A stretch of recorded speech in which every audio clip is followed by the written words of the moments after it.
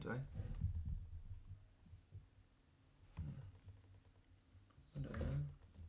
What the hell? What the hell, Deontay? What the hell, Burton? What the hell, Barry? Look at this, chat. Look at this. Alright? Earlier today, we hit a record 10 viewers. Let's clap it up. Let's clap it up. 10 unique viewers. Now, I don't know what that means. I genuinely don't. I don't know what that means, but we're picking it up. Now we're lacking heavily in the follower department. Absolutely lacking big time. But the average viewers, I want y'all to look at this. What the fuck? I want y'all to look at this. What the fuck? So, this was at like 0.3 last month. This is at like 0.3. So, hold up. Analytics. I'm gonna go to the overview. So, I want y'all to look at the progression. Here. Now, we're not growing like insanely rapid or nothing, but like, look at this. Alright? 0.3 viewers. This is February and March. 6 follows. See, I told y'all we're lacking in the following department. Absolutely lacking. And then 0.4 viewers, we went up. 0.1. Went down. But we went up in average viewers. Let me come over here. Now we are averaging 1.1 viewer. 33 unique viewers. 3 more follows. 23 clip views. Minutes watched. Look at that. Ups in every category. And that's to here right now. Definitely lacking in the following department, but you know, we're getting fucking after it. We've got a set schedule now. So we're banging shit out. We're banging shit out, gang. We're banging shit out. Got 2 down. 41 more followers, even though it says I have 10 followers, but it's only giving me, I don't know. Who knows? But anyways, let's get out of here. Get out there too. What the hell? What the hell? What the hell, Yante? What the hell, Burton? Just give me like a bunch of YouTube tabs.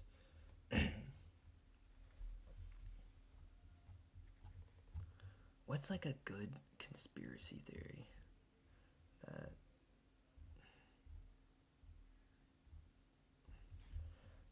you know what I mean? What?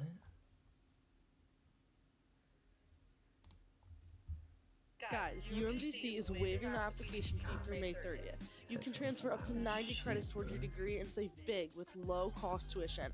Bro, crocodiles are literally fucking like, dude, they're literally dinosaurs, bro. They're literally fucking dinosaurs. Let's check out this video though. There's only one place in the United States where you can find wild native crocodiles. Florida. My home state, bro. Dude, this these fuckers are everywhere.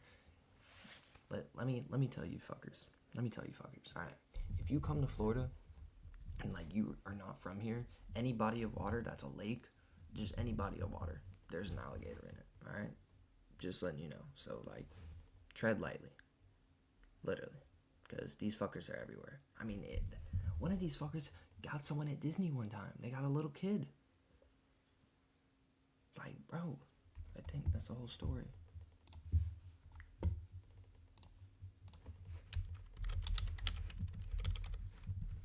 Yep, Disney alligator attacked. Yep, from Nebraska. Damn, poor kid. That's so sad. Alright, well that just took a dark turn. But anyways, yeah, they're everywhere in Florida. Literally everywhere. It's also the only place in the world where crocodiles and alligators live side by side.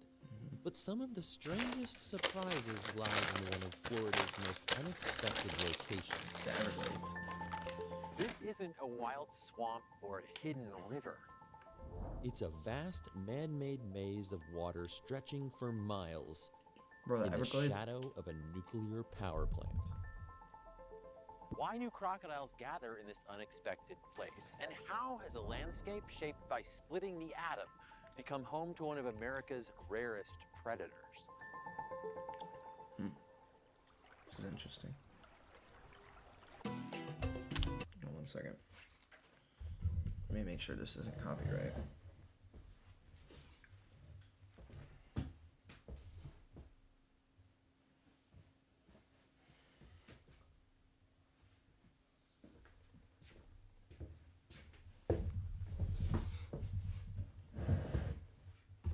I don't think it is.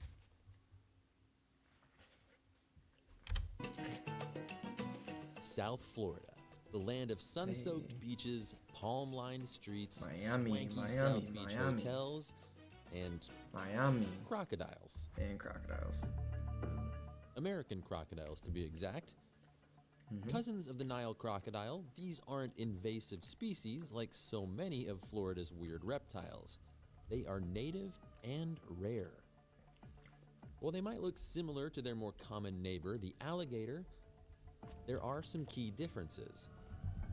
Crocs tend to be longer, they have narrower snouts with more visible teeth, and they have the strongest bite in the animal kingdom. Holy fuck, dude. Fossil Tell me evidence that's tells not a us fucking- that crocodilians have been Tell me this fucker right here is not a dinosaur. What are we talking about? Fuck that. I'm from Florida, and I don't like getting in the lakes, alright? That should be a big fucking sign. Fuck that, alright? Fuck all that. Like, you see the fucking little death roll these fuckers get you in? What do you do? Poke it in the eye?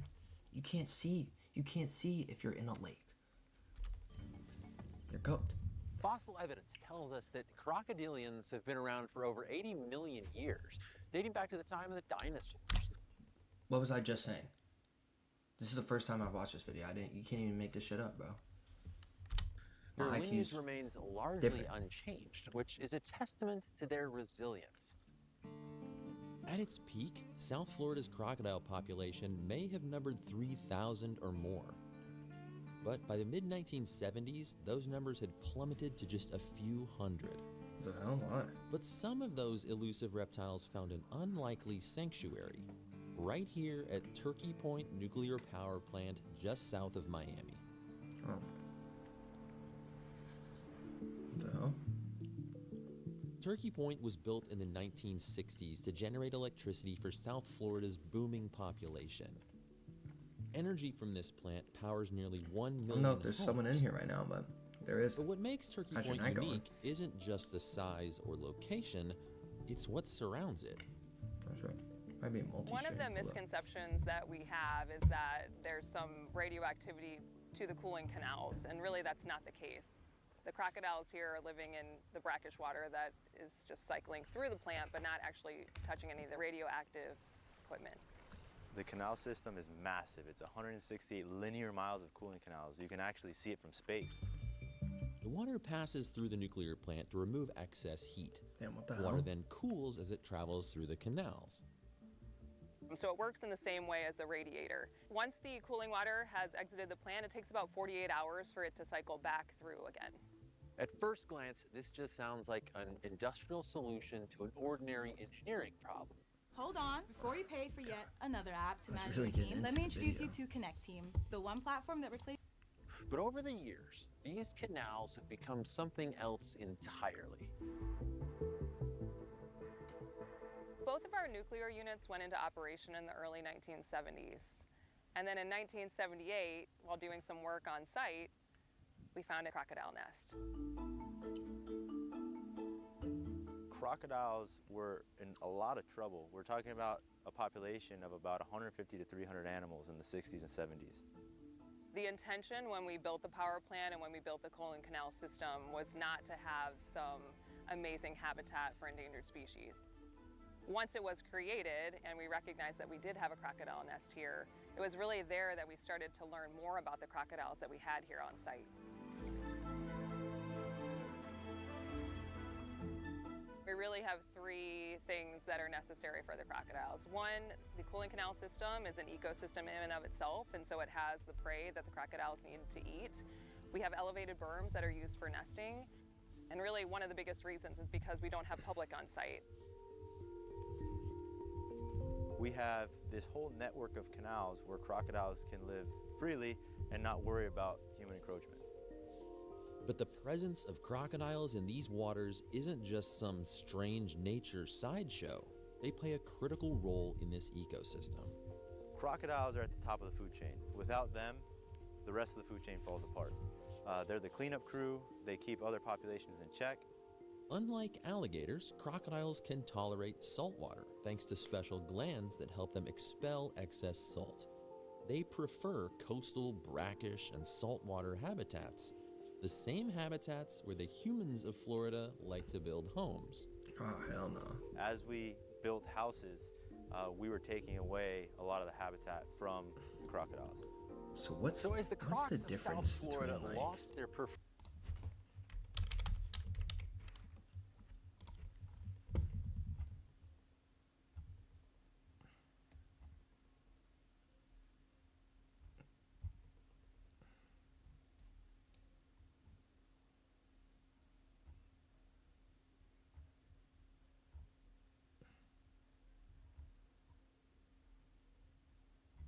where's like a saltwater crocodile, bro?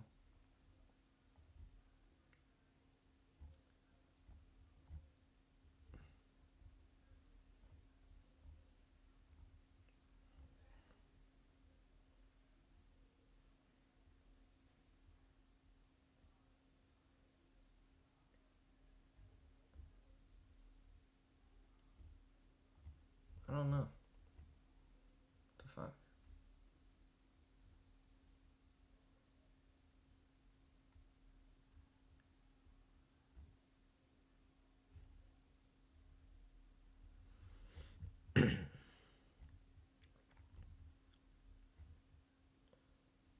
Jesus Christ. That is the biggest freaking alligator I have ever seen in my life. That is the biggest freaking alligator I have ever seen in my life. That's what it just sounded like. Is he shaking? That thing is fucking massive though. Holy shit. Jesus, they must be 15 feet long. You're telling me these things aren't fucking prehistoric fucking beings? Wow, you ever seen anything that big? Look at its fucking tail, dude. I think that's two guys in an alligator suit. Bro, what is bro doing? Get next to it for perspective. No, don't get next to it. Oh, you fucking idiots. That thing could just fucking weave. Holy crap. What the fuck, dude? That is a monster.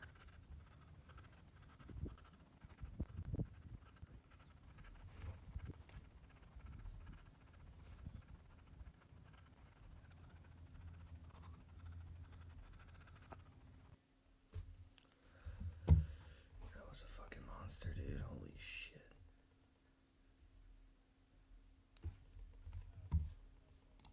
These are the craziest.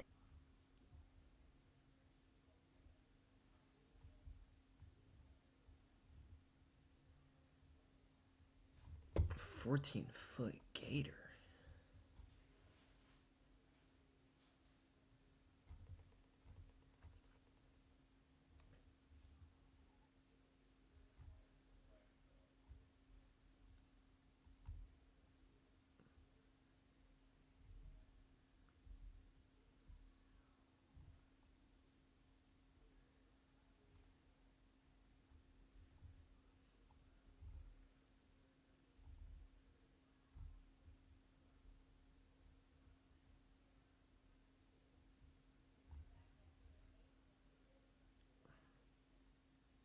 What the fuck?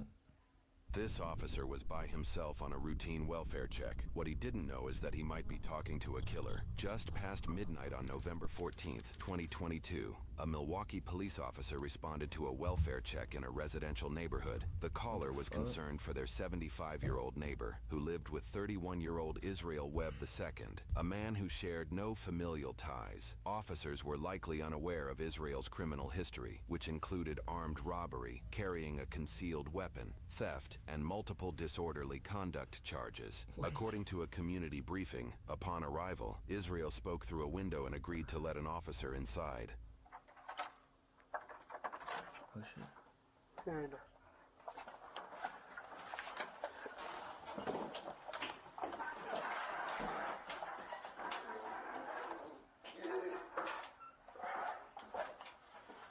after you. You said you gotta make sure you got an animal or something? Yeah. Go ahead. Here, Israel picks up a steel brake rotor on his way into the residence. What, this one? Yeah. Okay. What's that for? Oh no, to block the door and swings open. Ah, gotcha. According to the community briefing, this is the only entrance and exit in the home. The rotor likely weighs around 20 pounds, more than enough to prevent anybody from quickly leaving or entering the room. You want to just knock on the door for me? Marty? She's laying on bed.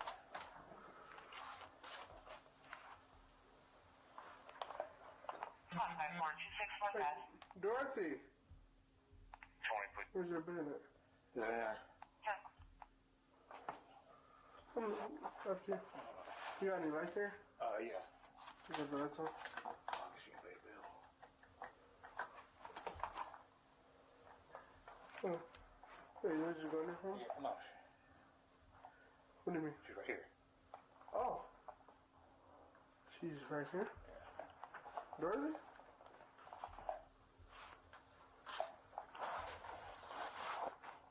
What the fuck? Is she sleeping? Yes. Okay. How long has she been sleeping for? Since 6. What's the bag for? She wets the bed. She wets the bed? You gotta cover it like that. Because of your rain, well, I open the window and stuff. Okay, you pull the cover back for me? Dorothy? Why is she covered up like that? Her face. She's sleeping. Alright, just step back for me. Is it Dorothy? Miss Dorothy? Dorothy? Why she got flowers and stuff on her like that? She's dead. Okay, step back. Step back. She's dead. What do you mean she's dead? She's dead. I was going to call her relatives in the morning. Okay. Put your hands up. The phone's in the room. Put your hands up. Alright. Turn around. Put your hands behind your back. 5446. Y'all give another squad to my location. I'm a supervisor. Put your hands behind your back.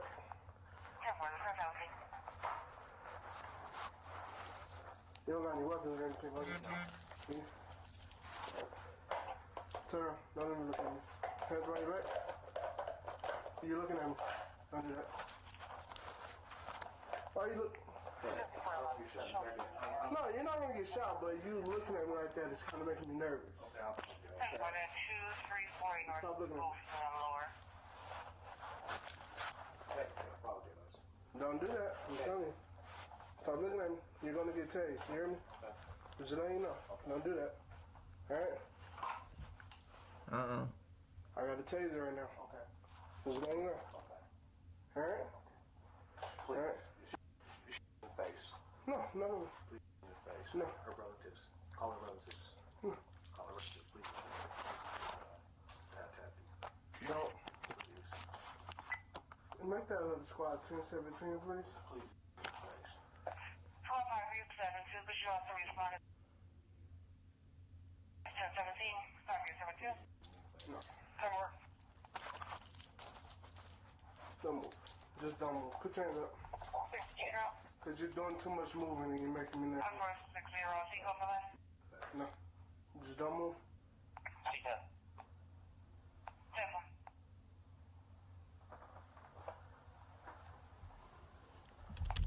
Your stomach. Please. Sir, on your stomach. Behind your back. Yep. Stop resisting. Stop resisting. Stop.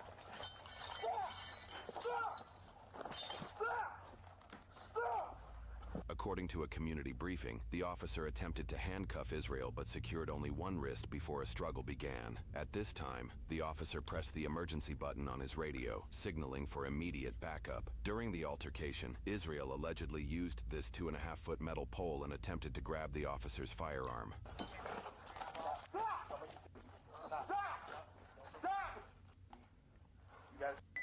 Give me another squad here now! Sir! Right in the face. Stop! Right in the face. You in the face. Drop the pole! Please, right in the face. Drop! Do not to shoot Right in you. the face. Come on. Do it, please. That's it. Do hell it. no. Drop the pole. Oh, taser. Drop it. Drop it. Now. Right in the face. Drop it. Right in the face. Drop it. Right in the face. Do it. Wait now. Right in the face.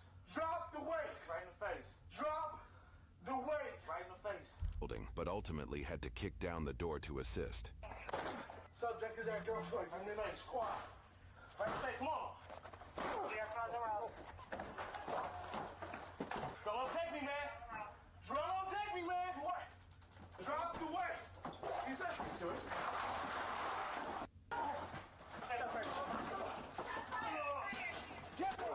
Get me. Check that room.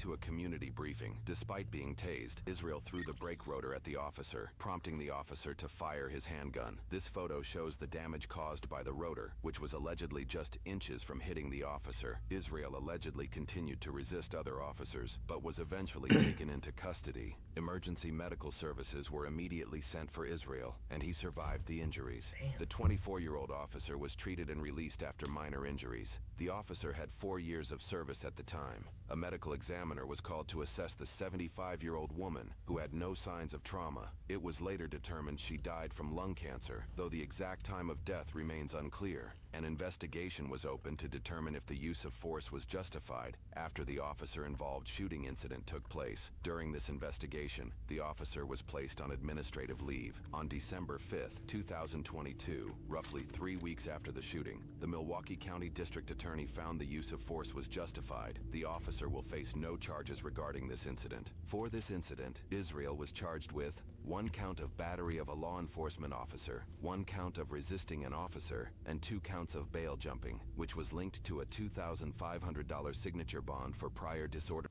What is this? What is y'all doing? We just saying. Okay, but they don't saw y'all breaking stuff. Sir, get up. Hey, wake him up. Wake him up. Sir. My nigga ain't did nothing. He Get just up. sitting there the whole time. Sweetheart, if you ain't do nothing, be quiet. I don't feel like watching that whole thing.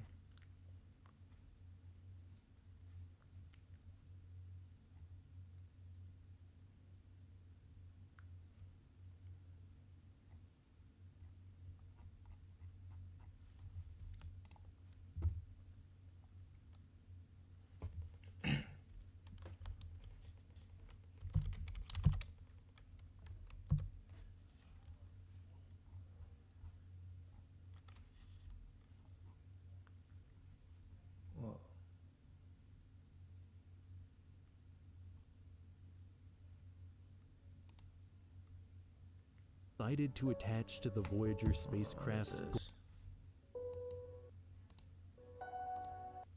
Oh, you gotta get into this shit. Let me go get some food real quick. Tired of eating this bread.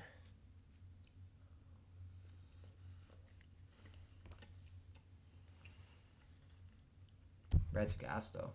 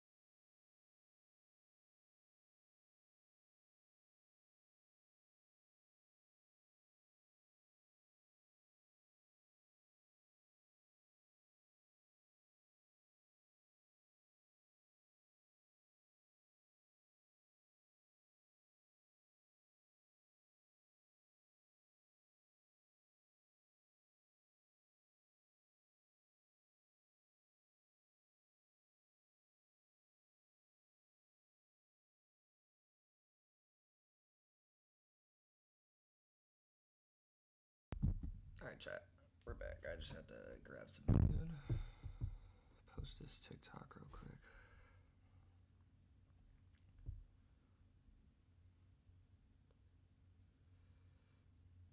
Fastball.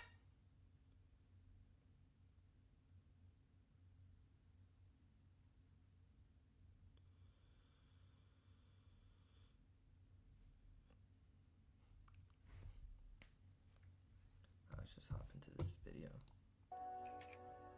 If the world was ending, and you could save only 116 images as the final record of planet Earth, what kind of moments would you preserve? This is an actual question NASA faced in 1977, when they decided to attach to the Voyager spacecraft's golden records encoded with a selection of photos intended to immortalize life on our fragile planet. And when I look at these pictures, which have now left our solar system and are hurtling out into the cosmic dark, I can't get out of my head how they will probably, one day, be all that's left of us. In the vacuum of space, these images could last for billions of years, outliving the Earth, outliving the sun. And though that should maybe be comforting, I think it scares me.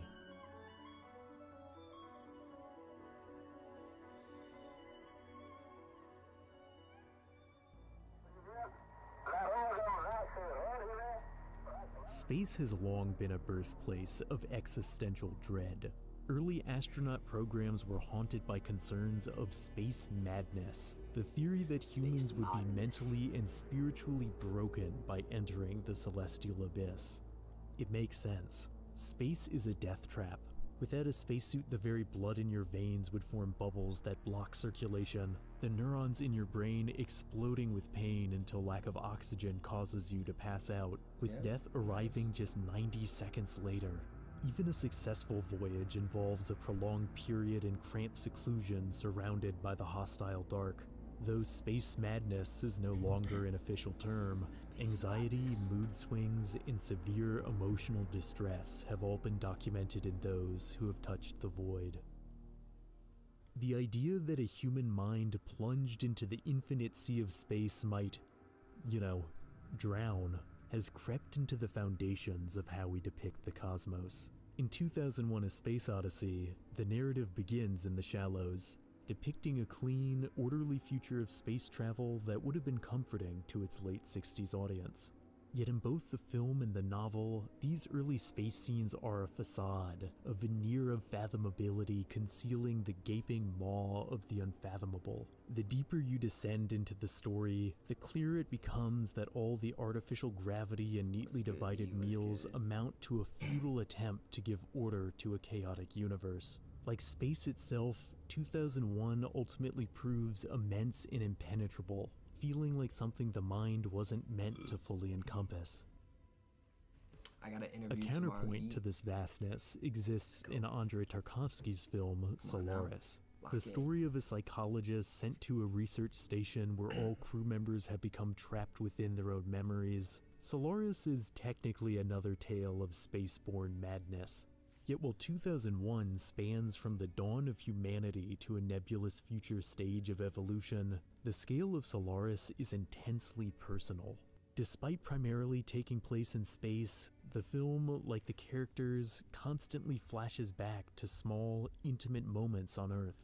Far from a story of humanity's ascension, Solaris makes the case that the maddening power of space has less to do with the stars and more to do with the trauma we carry with us into the dark. Like preserved photographs, the past lingers, both a steadying anchor and a crushing weight. In the face of a vast, indifferent universe, how do we decide what moments to hold on to? The game Outer Wilds forces you to confront this question, over and over and over again.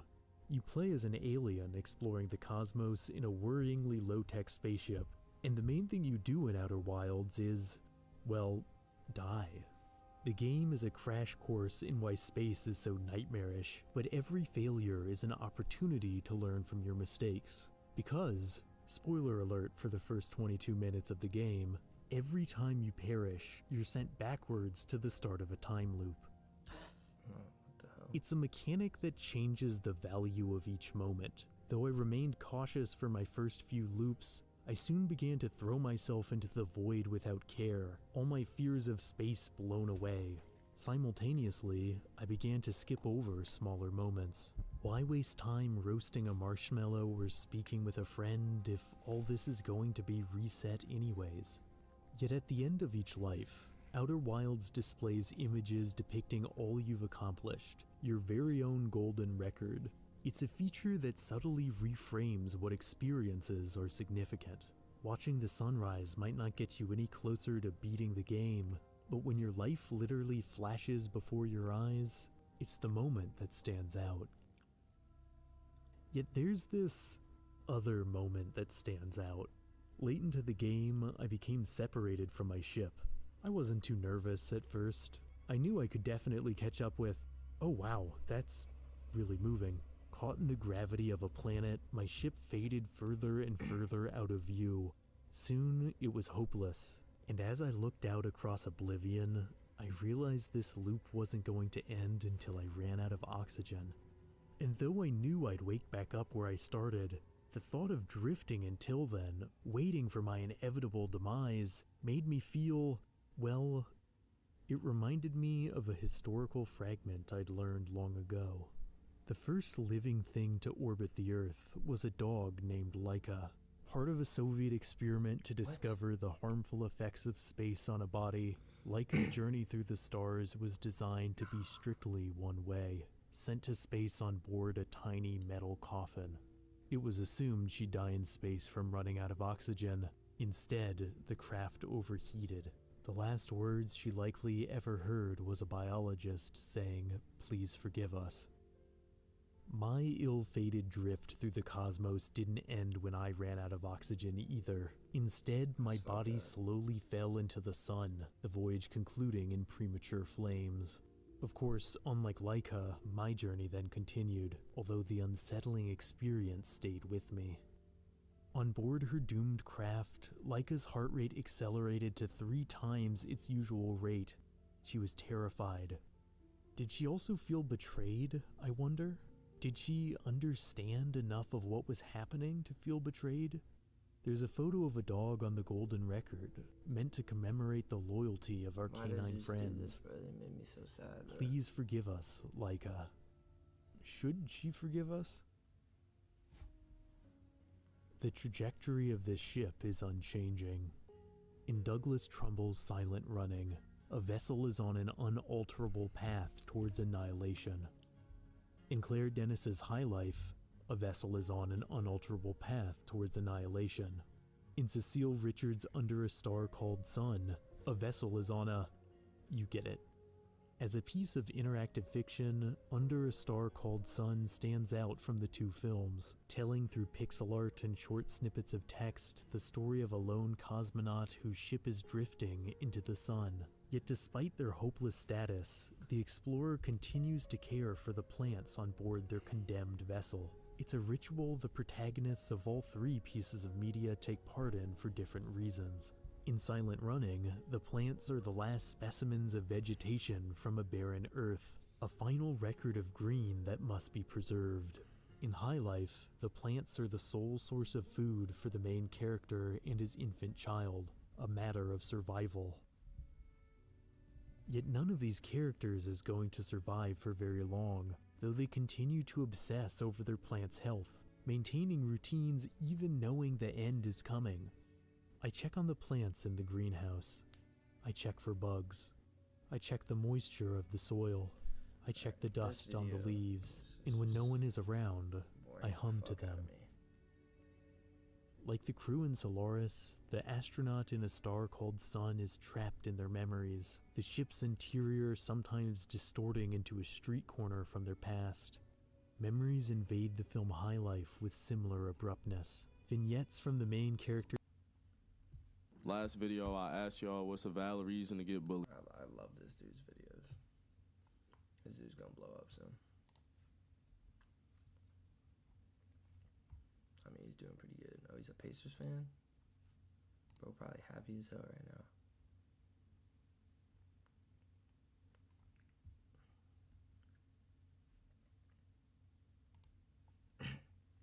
It's Game 6 of the 2012 Eastern Conference Finals. The Miami Heat are down 3-2 to the Celtics in Boston. Legacy's on the line, but no one as much as LeBron James. After joining the Heat to team up with D-Wade and Bosh, he ended up shit in the bed bad in the finals the year before. Belt to ass by Dirk, making this 2012 season especially important for LeBron to defend his title, the chosen one. This game is widely considered as one of the most important LeBron games ever. No other choice than to get back against the wall. LeBron had to lock. I want you to look at that man's face right there. That's a man of a face. That's the man of a face. That's the face of a man. More like, who's about to go get some fucking buckets. Buckets. Lock the fuck in. I'm doing my things with my nizzle, I work me the price down the middle. I keep me a bag of them skittles, trying to get you a radical feeling. 45, 15, and 5 with the dub. During moments like these, you're able to see what a motherfucker is really made of. And these moments are not just exclusive to basketball. In sports, art, music, we as people are able to enter this instinctual state where everything you're doing becomes motherfucking automatic. Some may already know about this phenomenon. For those who don't, welcome to flow state. Defined as a psychological state where a person becomes fully immersed in an activity. Focus intensifies and engagement becomes effortless. You're in a literal state of flow, bro. Time damn near freezes. All actions feel automatic and you could damn near do no wrong. While this is most prominent and easy to see in like all-time great legends, this shit is not exclusive to him, bro. Even you've probably tapped into your flow state a little bit. Maybe your back was against the wall. Maybe somebody was talking shit about you. Maybe you're just so in love with your craft. Or maybe it's not even that deep, bro. You just nice as hell at video games or something. Regardless, it's all flow. And this has been something that's been really intriguing to me. Before, you know, when I was fucking up my homies in basketball, I was just calling it fucking them up. You feel me? And I know y'all whole ass is watching this shit right now. There's a whole science to flow state. There's triggers and controls, and if you can understand it, you can master it. As you see, so many of the people who you look up to are able to do, and the best of the best are able to do it at will. Hi, I'm John Dinsmore. I'm the instructor for the UCF Split Stack software. Yeah. Hey, when you're at your best, why are you at your best? What's the cause? What's your purpose? What's the reason? I think for a lot of people, it could vary in a lot of different ways, but it really all boils down to one thing for real to me. Necessity. It's your mind and body adapting to a situation where hesitation is no longer an option. Damn, that's a fucking bar. You convince yourself whatever you're chasing is necessary, and that's why it doesn't matter whether it's sports, music, business, whatever the fuck you're into. It's a response to your environment demanding complete focus. Chance to send the Thunder home. Lillard, long range three. It's the young OG. I just pulled a 3. Nigga fuck a zop bag, I just sold a tree. Perception of the moment. When the mind accepts something must happen, it removes all hesitation. Your objective becomes your canvas. You're in pure instinct mode. And with this, you start to understand the real separation between people is their idea on what's necessary. I'm gonna give you a real no shit right here. Everybody is different. From our life experiences to our desires to our values. Understanding your own strengths and weaknesses, recognizing what just naturally separates you from other people will separate you from other people. You know what I'm saying? Being you becomes the advantage. Anyway, my point was different people have different triggers. Different people experience different flow states because the mind assigns necessity differently. Defer to my differentiating differences, meaning necessity could be driven by a whole lot of shit. Not everybody's triggered by the same stuff. And since I started paying more attention to this phenomenon, I've noticed 4 triggers. The first one, risk and pressure. For some, flow is most naturally triggered when failure is a possibility. This is more of having to rather than wanting to. Fear of failure, you're driven by just not wanting to be a loser. You can honestly look at this type of flow as like a defense mechanism. When risk becomes real, when you perceive a direct threat, you're being pulled into the present. You're not chasing greatness, self-improvement. You're avoiding what happens if you don't lock in. Trigger number 2, challenge and mastery. I think some people need or wait for a perfect challenge. Too easy, no focus, too hard. I mean, yeah, you're cooked. I think this is why some niggas are better shooters with a hand in their face. And why people are legitimately completely different players depending on who and where they're playing. Conditions need to be just right. And then number 3, the most powerful trigger, the one that really separates motherfuckers. Hunger! Yeah, fucks where they can't indict me. Keep a faux nigga like I'm Spike Lee. Then there are those who don't need risk or a challenge. They just gotta want it bad enough, and it won't take much. It's honestly just a love for the moment and a drive to be fully present. Their necessity is internal. It doesn't take high pressure situations. They damn near planted a bug in their head that tells them fuck up anybody in your path regardless. What makes this trigger so strong is that it's completely fueled by you. These types of people are in love with process, not objective.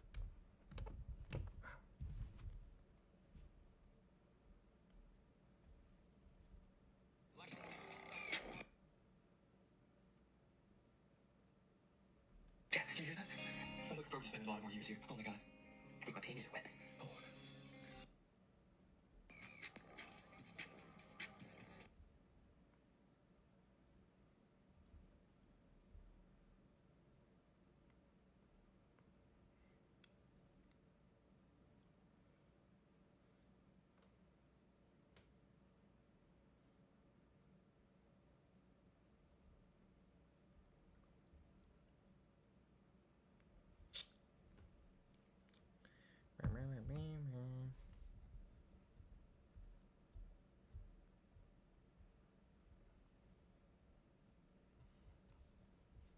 Alright, I'm just trying to go down a rabbit hole, you know.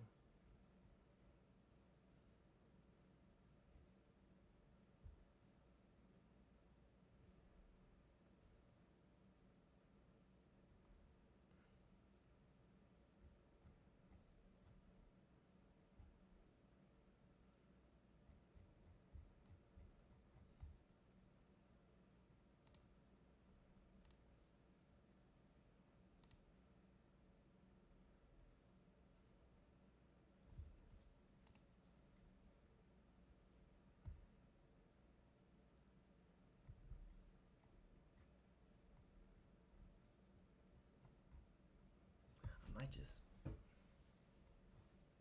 say fuck it and hop on the 2K again.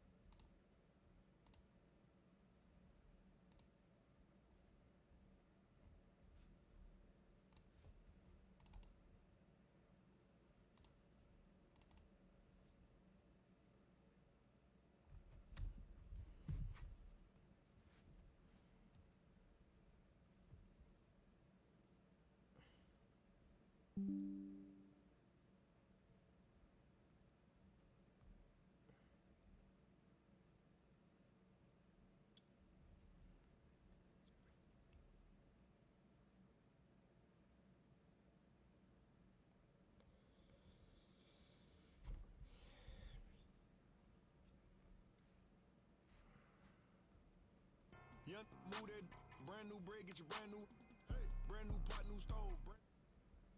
Yeah, whether you want to. Your name and other words you told. These be laying up with these rats, they need to be exposed. D&D unless the money calling. What you call it? Can't go broke now, I'm used to balling. Mute yourself with all the extra talking. Shut up, mind your business. Let me paint a picture, see the vision. I can see the city while I'm in the yammy right now with it. She needed some clout, you not even relevant what this about. I know some from the south, get little sister them in the mouth. Whoa, whoa, yeah. Know I be it out. They like back on there. Look how he slugging it out. Some keep telling me, some keep telling me, some keep telling me. I'm hearing voices. Keep it cool, play the fool. Some keep telling me, trying to ignore it. Some keep telling me, telling me. Some keep telling me, telling you what. Go with your move or you gon' lose. Some keep telling me, I can't go. Some keep telling me, them. Some keep telling me, stay on the road. Some keep telling me, give it a little minute and its true colors gon' show. Some keep telling me, keep me up. Some keep telling me, get it and go. Some keep telling me, God watching over me, but I feel the demons getting close. He be pillar talking about me and my people. Must be hurt. Plus he a rapper too, he really want a feature. 12 by verse. He ain't Tire crew. it still ain't. Now, telling me, I ain't buying the story you selling me. No, you ripping that loaf, you better eat. We don't tolerate starving and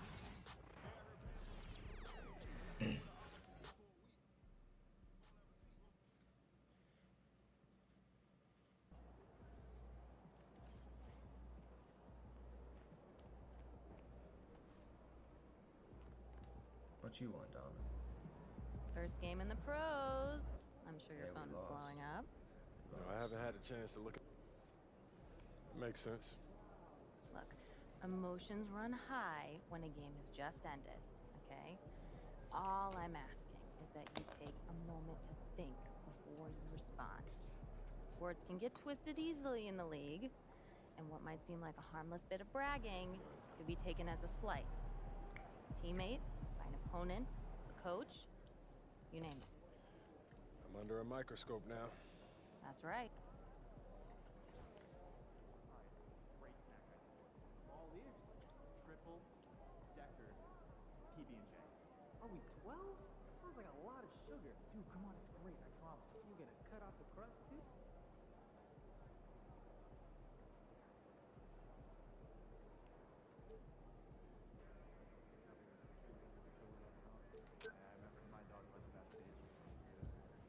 I ain't here for the team chemistry. Subject line of the email is teams we team up with. What's there to be on food? Hey, should we pick up something for dinner?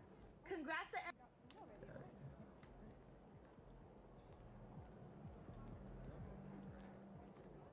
All right.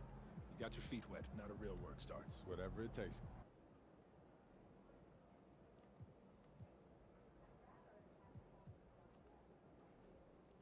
Coach, that was great. That was really helpful. Hey, they're professionals too.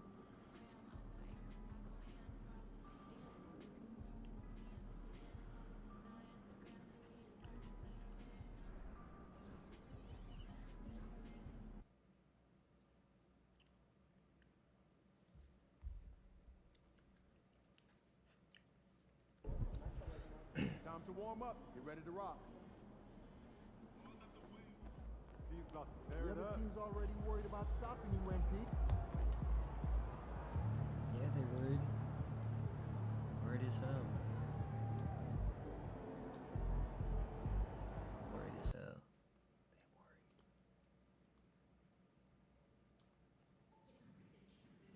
They worried. Oh, it's our first home game. Oh.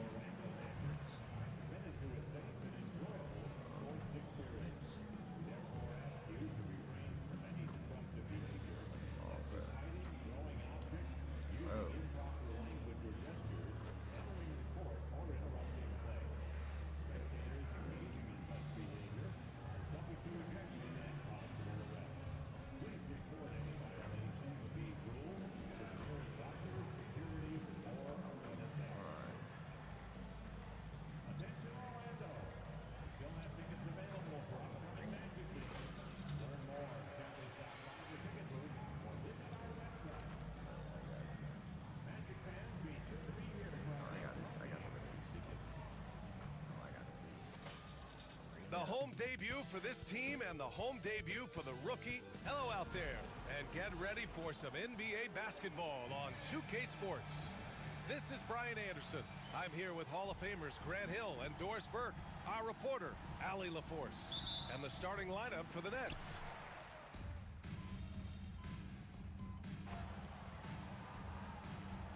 Against Miami, and a new group getting ready for Orlando. Wendell Carter, he's checked in for Bataze. Wagner comes in for Paolo Banchero. MP's checked in for Caldwell Pope. And Black subbed in for Suggs. Well, if you followed MP on his path to the NBA, you know the one criticism of his game is that he can defer too often, Grant. And at times, I think that's been a fair criticism. But you'd rather have MP trying to involve his teammates too much than not at all. People had the same complaint about LeBron early in his career, and that worked out fine. Melton misses. So far, rebounding has been a focal point for them. All right, Grant, when you look at the Nets rebuild, what are you seeing at this point? Well, they gave up a lot of young players and draft picks to assemble a big three. And of course, that didn't quite work out. So now they're in that middle ground, which sometimes can be a little tough. Add to the fact that they're in New York, the fans and media are anything but patient and forgiving. Pass to Sharp. They double him with MP. Watford the pass to Johnson. Clock at 6. No good with the triple. Well, it hasn't been the most efficient game for this guy, but their team is fortunate to still be out in front. Wagner outside. MP outside. And here's Carter. Cash. It's MP picking up the assist. That's just MP reading the defense, going through his progression, and making the right play. Now here's Johnson. He's got 5.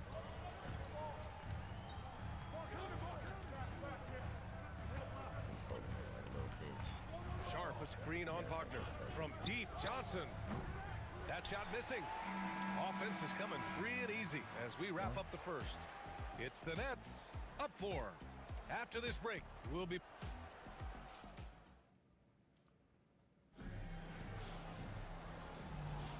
And thanks again for tuning in. If you're just joining us, we played through 1 quarter of action so far. All right, what stands out to you from the Nets in this one? Well, it seems like they went in looking to do damage from long range, and they faced little resistance. And that was obviously the plan coming in. Now the big question, can they maintain that efficiency from range as the game goes along? Mo Wagner is out there with Wendell Carter. Then it's MP, then it's Paolo Banchero, and it's Black in at the point guard position. So that's the lineup on the floor for the Magic. D. All right, guys, we're lucky to have Shams Charania joining us now. Our 2K insider calling in with a story. What do you got, Shams? Thanks. Many consider this summer to be the most challenging field in the history of international basketball. Nevertheless, Team USA got it done in Paris. It's not getting any easier, but the star power of the U.S. men's team shined bright in the City of Lights. Guys, a classic ending for a stacked U.S. roster. What a performance. Shams Charania with the report. Thanks, Shams. A chance here to catch up with Allie from the sideline. Well, this young Magic roster has chemistry. Coach Jamal Mosley said they're so tied together. It's just organic. They're happy in creating these relationships over time, and it's because they're all just good kids that like being around each other. Guys, that's what you want. Yeah, no question. Something to build on, Allie. Thank you. And here's MP from outside. And again, it's the Magic from deep. Great initiative from MP. You knew he was coming for revenge. Melton outside. From deep, Johnson. Orlando with the rebound. They're coming off a loss against Miami. Hey, they had their chances, but they struggled from the line. It's so hard to win that way on someone else's floor. You've got to stand in and deliver from the free throw line, even in a tough environment, and they failed to do so. And stolen by Williams. And Williams punches it home. And it's energy like that on both ends of the floor that's got them out ahead. Magic trail by 5. Banchero outside. Quarter 2 and just under 2.5 minutes gone by. MP outside, 5 to shoot. Sharp grabs the miss. Nets leading by 5. Well, after a decade of uncertainty, Magic fans now have a lot to cheer about. This is the most optimism they've had around the team since the Dwight Howard era. And it centers around their young star, Paolo Banchero. He is going to be a force for a very long time. Marked it down low that time. Got hit with the 3-second call. I think that's going to stick with him for a while. Huge mistake at a critical juncture in the game. And I think the intention doesn't always equal the result. Wrong play, wrong time. Batase's checked in for Orlando. Suggs comes in for Wagner. And the Nets also making a change. Wilson.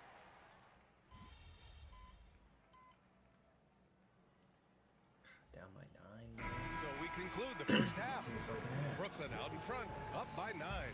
And we'll be right back after halftime for the start of the third quarter. See you in just a bit.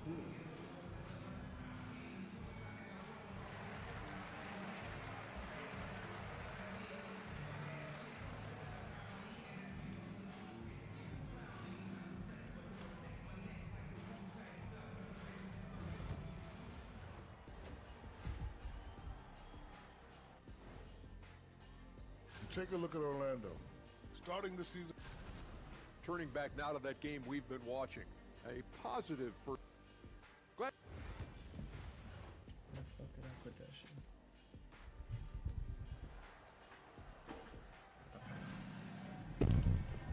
And we've got third quarter basketball here. 2 quarters in the books. DeAnthony Melton really making a difference here. Yeah, they've done an amazing job of creating room to operate for him. And then, of course, executing. One of the things every player is after is efficiency at the offensive end. And boy, this young guy has done just that. Kicking off the second half, here's Jordi Fernandez's 5. Down by 9. 11 now. Hey. This around, kid.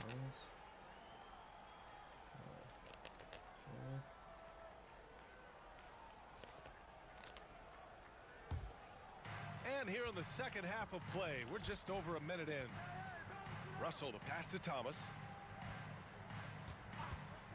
Launches a 3. It's hauled in by the Magic. One thing they've done well tonight, and that's rebounding. Well, you look at Cam Thomas, Grant. You think he has the potential to be a star in this league? Well, you know, it's tough to say, B.A. He has a lot of talent, especially as a scorer. I think he has to keep evolving other parts of his game if he wants to become a full-fledged star. Pass to Williams from behind the arc. And again, it's the Nets missing. And here's MP. He'll bring it up for the Magic. 9-point game. Their next game is at FedEx Forum in Memphis for a matchup with the Grizzlies. It's a quick turnaround on the road. Just one game. And Carroll passes to MP. Offline with a 3. Nets leading by 9. Pass to Russell.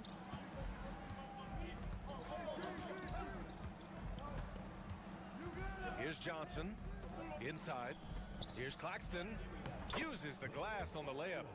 Claxton's got 5 points now in the quarter. Well, they're winning largely because of this guy's play. He has been sensational.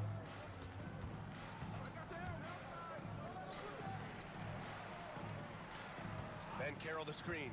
Here's D. Pass to Banchero. Johnson with a double team. Kicks it out to Wagner. Just 5 to shoot. Natase with a screen.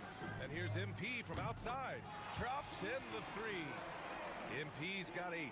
Well, the ability to spread the floor is such a valuable skill in the league. And MP, yes, sir. Now Johnson beyond the arc. D pulls it in. And guys, this has got to be more of a team effort. Right now, he's playing all for himself. Pass to Suggs. Stolen by Russell. And pushing it up the floor. Here comes Brooklyn. Well, for Cam Thomas, obviously, the whole conversation about why he's in the league is his scoring ability. And I think the next step for him, he's got to start to be able to play make for his teammates. Well, if you don't overthink it, what Cam Thomas does on offense is very impressive at his age, Doris. I think, B.A., what you love about Cam Thomas is he is fearless. He doesn't concern himself with efficiency. His mindset is, I'm going to score, and if I've missed the last 10, it doesn't matter. This next one's going in. And he knocks down the first one. What a fantastic second year for Paolo Banchero, Grant. A bona fide all-star in Orlando. Yeah, only their second all-star over the last decade. Paolo was incredible during the playoffs, averaging 27, 9, and 4. That playoff experience is big for him going forward. The Magic making a switch here. Wagner's checked in. The shot by Johnson, no good. Boy, a forgettable night for him, but thankfully his teammates have played well overall.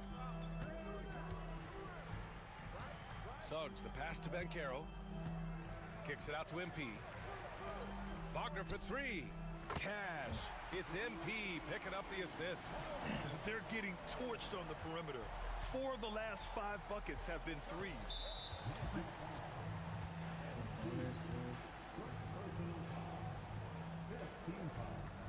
Brooklyn shooting their 5th and 6th free throws of the game. First one falls for him. Wendell Carter, he's checked in for Orlando. Black comes in for Suggs. Sharp, he's checked in for Brooklyn. Watford comes in for Thomas. Doris, it's interesting, but the Nets franchise has never won an NBA championship. That's absolutely correct, because their titles came before the merger. Now, since they've joined this league, they did go to the finals for a couple of times. Had Jason Kidd, who was the driver of success, but no championship in this modern era. D can't get it to go. Brooklyn leading by 9. Here's Melton. 9 points in the game. 29 seconds left in the third. Johnson for 3. On target from range. Johnson's got 8.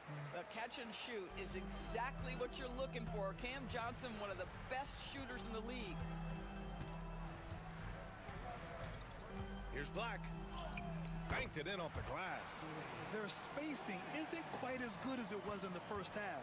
They may need to hit more threes to stretch that defense. Johnson passes to Melton. Off target with the 3.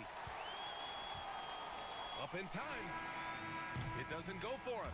And so it's the Brooklyn Nets ending the quarter up 10. Their defense has forced a number of key turnovers, giving them a clear advantage on possessions. We'll be right back after this word.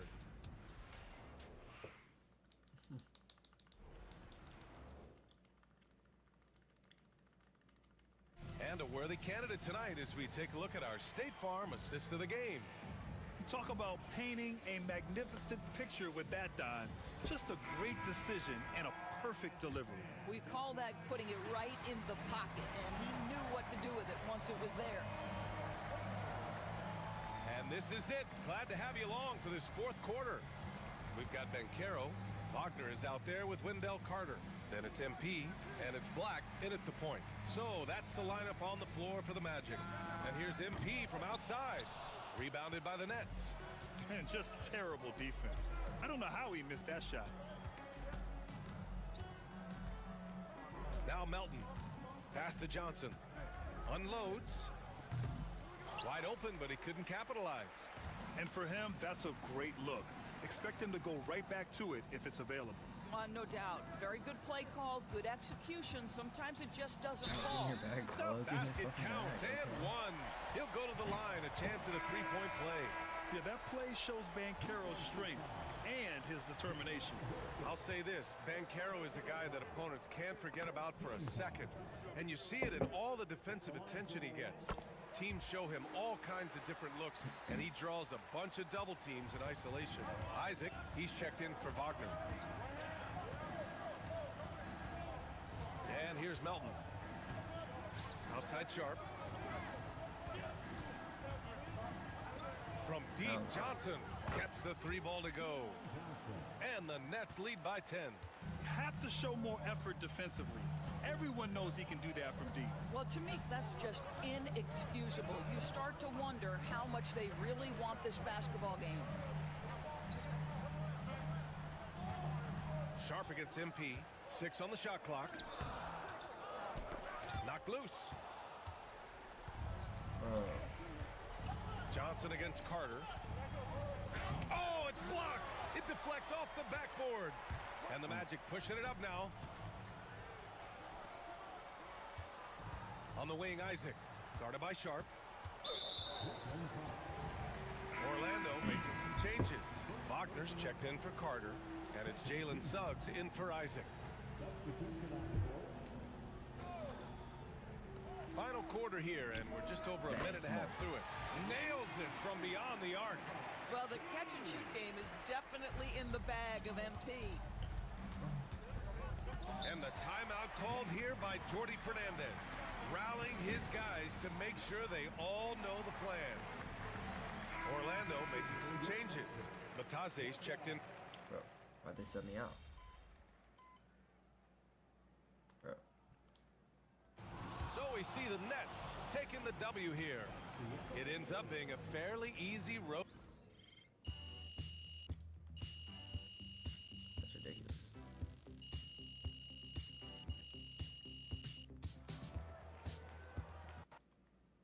It's absolutely ridiculous. We can get that one back next time. Yeah, whatever. Just let it go. Focus on the next game.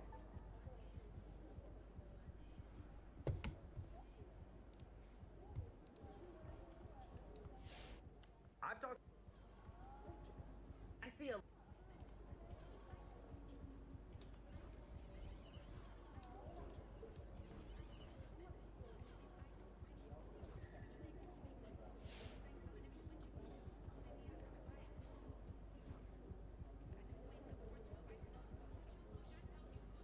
What the hell is Young Wayne saying to me?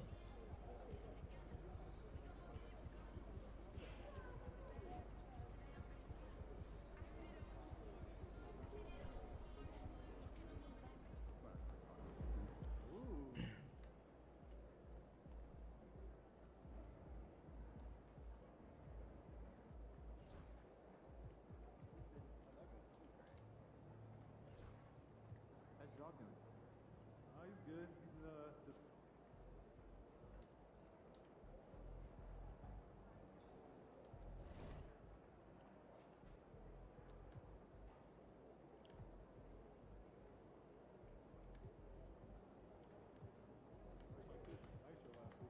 Oh yeah?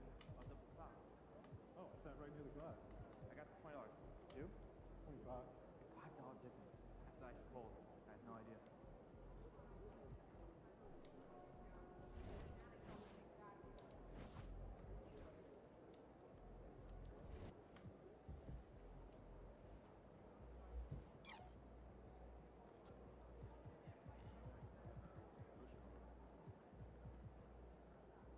Alright, you think I'd rate that mascot? I'm all ears. For this team? Triple, Decker, PB&J. Are we 12? It sounds like a lot of sugar. Dude, come on, it's great, I promise. You get a cut off the crust, too?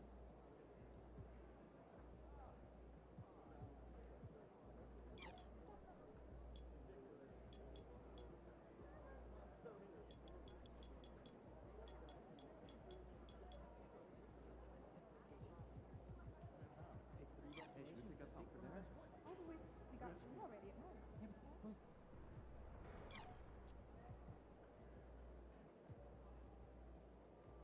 Hey, you want to make a evening? Yeah, grab a reel?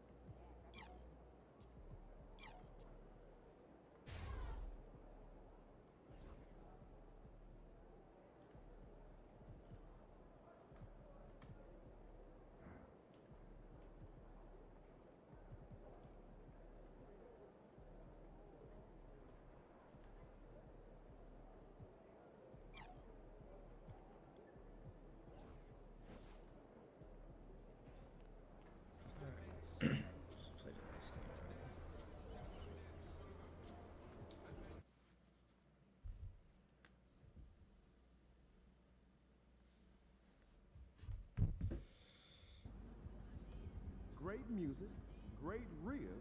This is one city I don't mind visiting.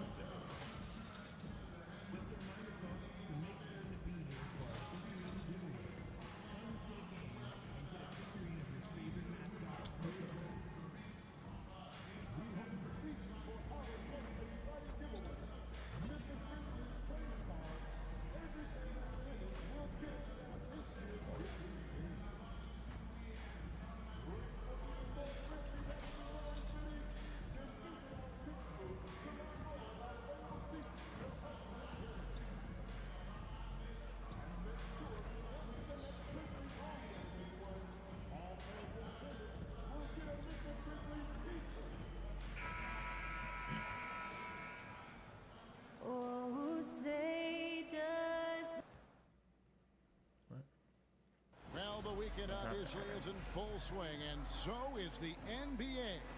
Hey, thanks for joining us on 2K Sports. Our game tonight featuring the Orlando Magic.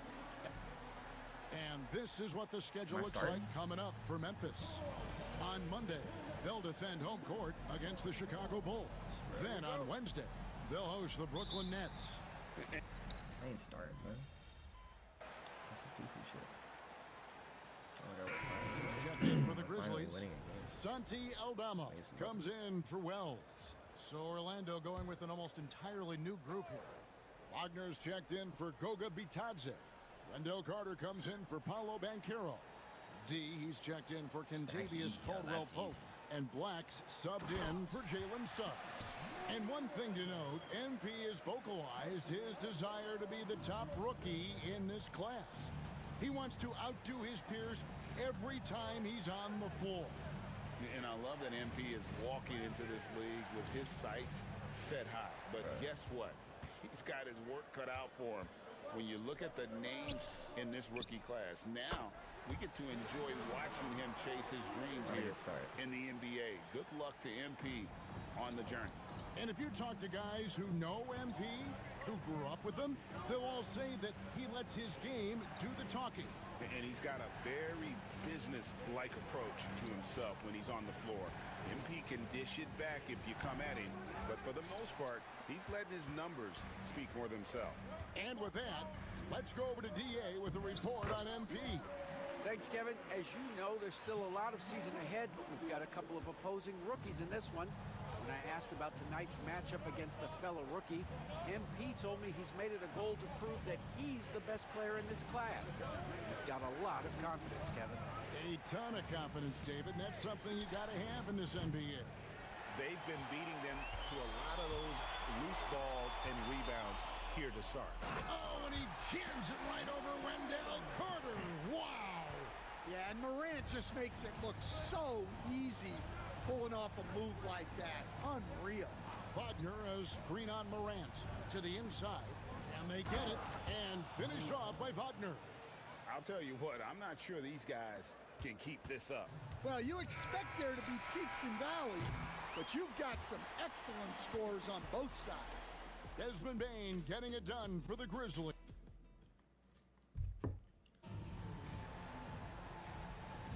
And close game underway so far. We'll see if either of these teams can jump out in the second quarter. And a chance for just a second now to check out the scoring breakdown for Memphis. Well, the thing about hitting early threes, it spaces the floor and makes things a lot easier offensively. And also, guys, they're out-muscling their opponent. The points in the paint are piling up because of that aggressiveness. This is how the floor looks for the Magic starting the second. MP out there with Black. Then there's Wagner. Then there's Carter. And it's Banchero in at the 3 spot. You communicate so much with NBA GMs. You talk with owners. You talk with personnel people. You know, knowing what they do, what is an overlooked part of how they operate their day-to-day jobs with these NBA teams? A few things for me, Kevin. It is the relationships with agents, with other teams. Are they trusted? Do they have the trust of others? That is of importance, certainly. And how well connected are they within the organization? How are they building their own front offices in their own buildings?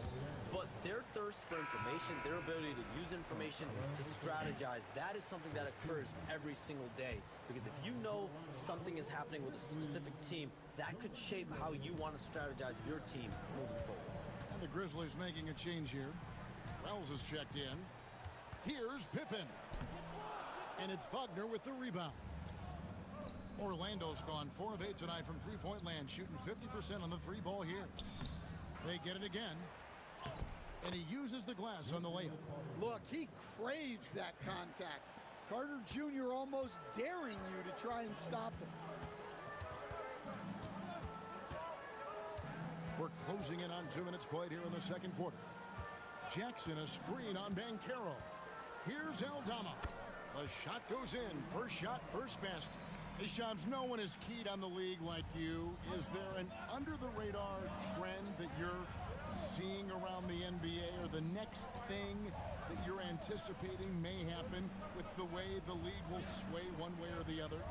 Talking to executives around the league, it's clear that length has been very important, but having players that do multiple things and are versatile, that is of the utmost importance right now. We saw what happened with the Celtics winning a championship this year. I think that certainly is going to have an impact on how teams are going to build moving forward.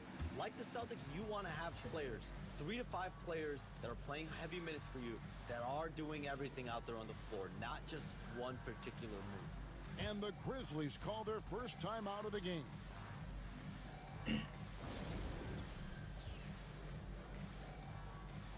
And some changes here for the Grizzlies. Baines checked in for Santi Aldama. And it's Morant in for Pippen. So Orlando going with an almost entirely new group. I just cracked the living Goga Bitadze is checked in for Carter. Wagner comes in for Wagner.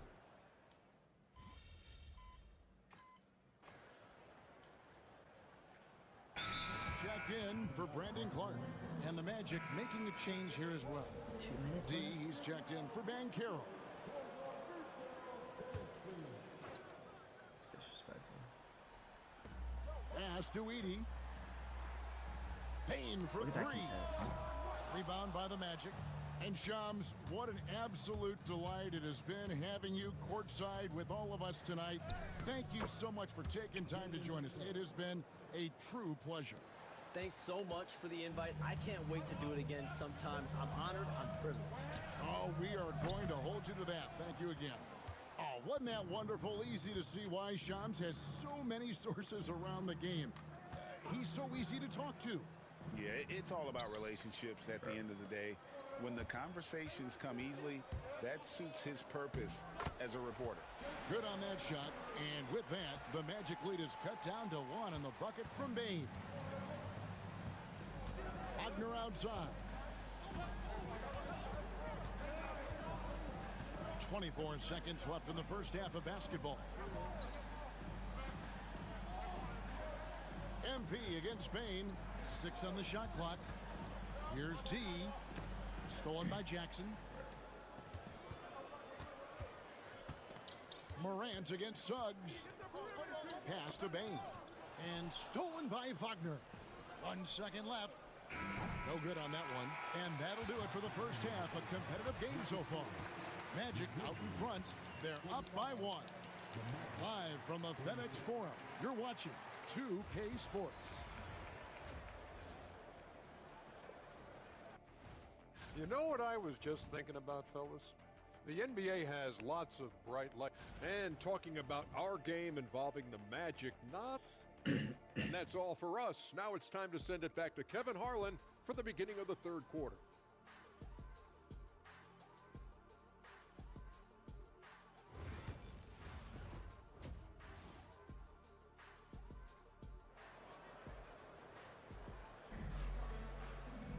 And if you're just joining us, we've played through the first half in a game that's been fairly even so far.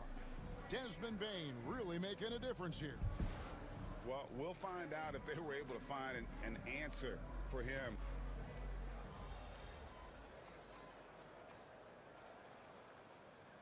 He's checked in for the Magic. Easton, the last few decades, we've seen the 3 become more and more necessary for offenses. Wondering if you think that's a good thing. Well, it is, and teams not only understand the value of making a lot of three-point shots, but the threat of the 3 spreads out defenses and actually makes it easier for you to get shots at the rim. So the 3 is absolutely necessary to be a great offensive team in this league. Quickly, is the arc too close? Should they move it, maneuver that a little bit? Well, the skill level is really, really high. I like the suggestion of keeping the arc the same all the way around, which would eliminate the corner 3. Morant is the point, with Bane out on the wing. Jaren Jackson is out there with Wells, and it's Edey in at the 5 spot. That's the lineup in the game for Memphis. And with an update from the sidelines, let's check in with David Aldridge. Kevin, thanks. Last season, the Magic retired the first jersey number in their franchise's history, that of our esteemed colleague and Hall of Famer, Shaquille O'Neal. Orlando's #1 pick back in 1992. Shaq went on to lead them to their first NBA Finals appearance in 1995. The honor is well deserved, Kevin. Yep, he's our teammate, isn't he, David? We love him as a guy, and we love him as a player. Morant kicks to Wells. No good on the three. And you don't want to give up that kind of look too often. And for the Grizzlies, 2024 stand was marked by an unprecedented amount of injuries. Well, Kevin, they used 51 different starting lineups. That's the most in NBA history, and they were also forced to use 12 injury hardship exceptions. That is just incredibly bad luck. Santi Aldama's checked in for the Grizzlies. Carter, he's checked in for the Magic. Wagner comes in for Paolo Banchero. Suggs passes to D. Suggs looking around. MP outside. The Magic again can't hit. Memphis leading. Bane with it. Now defended by MP. Wasted no time on that shot, but it's off the mark. No doubt it's been a bit of a struggle for him here in this quarter in terms of scoring. And we've got a timeout called by Jamal Mosley. And coach has decided they need a moment to talk things over. And the Grizzlies with some changes. Brandon Clark comes in for Edey, and Pippen subbed in for Bane. Black's checked in for the Magic. And a wide open look for MP. Sinks the triple. D's got his third bucket of the night. Nice looking three ball by MP. Proving he can hurt you from downtown. And the whistle blows. It's going to be on John Morant.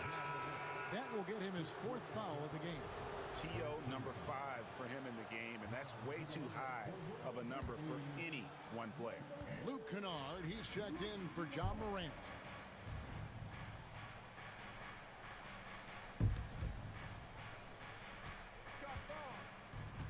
There's 38 seconds left to play here in the third. Wagner, and he lays it straight in. And it's a 4-point Magic lead. Keep getting him the ball. He's been a huge part of this offense. Pass to Kennard. 23 seconds left to play in the third. Jackson kicks to Kennard. Here's Aldama. And he can't stop the run as he misses. Wagner with it. Aldama's there. They get it back. Black the pass to D. Launches a three. And the last second attempt doesn't fall. And that's it for the third quarter. Both teams scoring well as we head to... And it's time to bring up the State Farm assist of the game. And he sliced the D wide open with his feet. They had no chance to prevent that basket. Now that is an elite level dish. What a great pass. 3/10 quarters behind us. One more to go. Thanks for being with us as we begin the fourth. So on the floor for Orlando, we've got Paolo Banchero. Wendell Carter is up there with Mo Wagner. Then it's D, and it's Black in at point guard. A nice shot by Carter. And defensively, they are on their heels every time the ball comes inside. Pippen finds Aldama. Pippen feeling it out a bit. The three gets it to go from beyond the arc. Pippen's got himself going with the triple, his first basket of the game. Magic leading by 3. Banchero outside. Black the pass to D.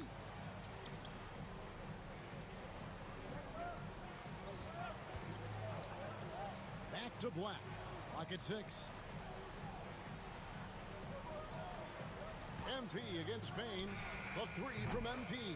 It's the three-point bomb. Whoa, MP says I got this. Answering the call with a triple. The Grizzlies call timeout. And Orlando making a change here.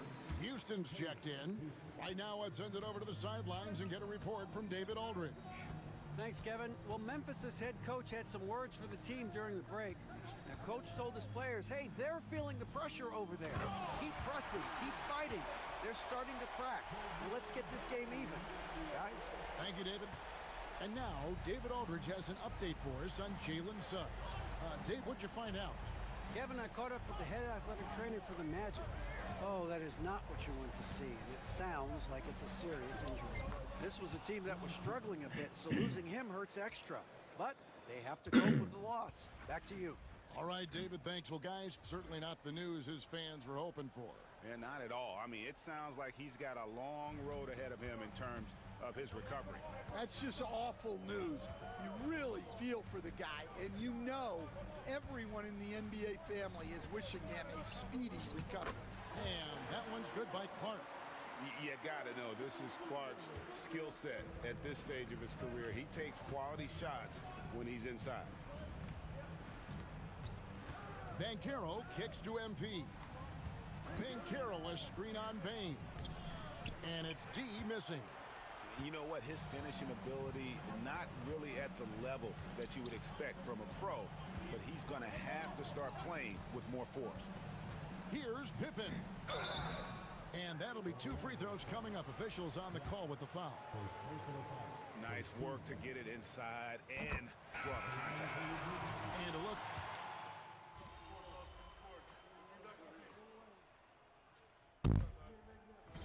So it's Memphis picking up the win. It was a fantastic ball game, and they did a great job making sure it didn't get away.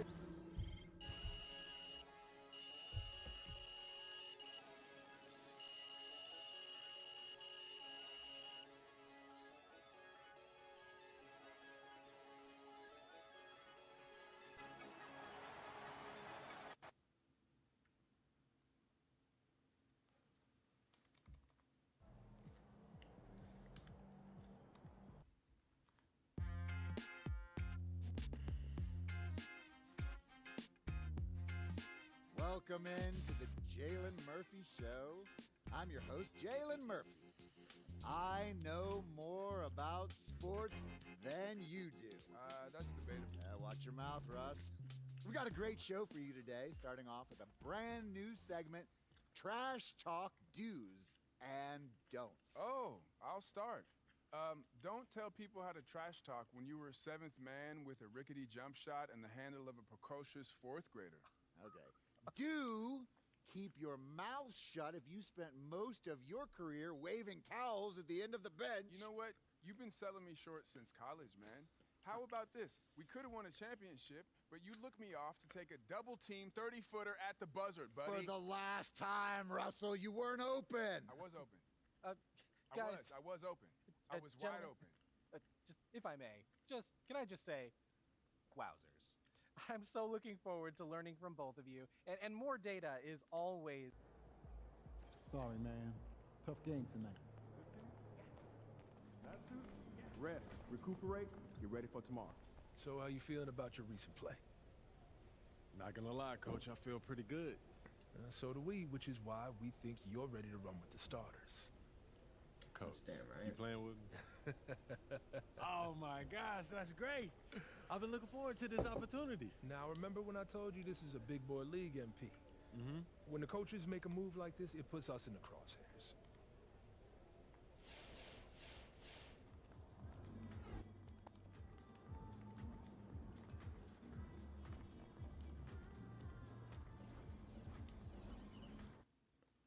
Let's go. First game we're starting, chat. Let's get it. I'm dropping 50. Dropping a triple Round dub, the clock actually. tonight. Better come with it. MP said he woke up today ready to slay some dragons. Triple double incoming.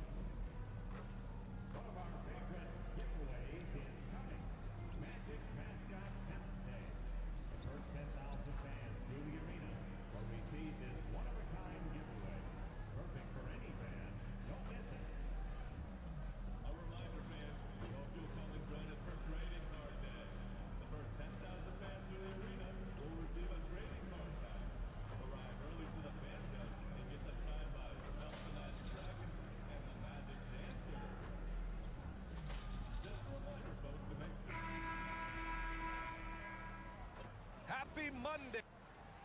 And they'll have some minutes to make up for with an injury in their rotation. Yeah, they're missing a quality player. And we all know injuries are a part of the game, but they've got to make the adjustment. A look at Indiana's starting group. Nimhard and Matherin, they're the wings. Siakam at power forward with Turner in at center. And it's Halliburton in at the point. And for Orlando, Wagner and Banchero, the talented forward pair. Then there's Wagner, then it's MP, and it's Black in at the point guard position. You know, in game 2 of a back-to-back, just how drained are you from yesterday as a player? You know, BA, proper rest and stretching can help a lot. But you're not going to be your usual self at the start of game time. Believe that. Here's D.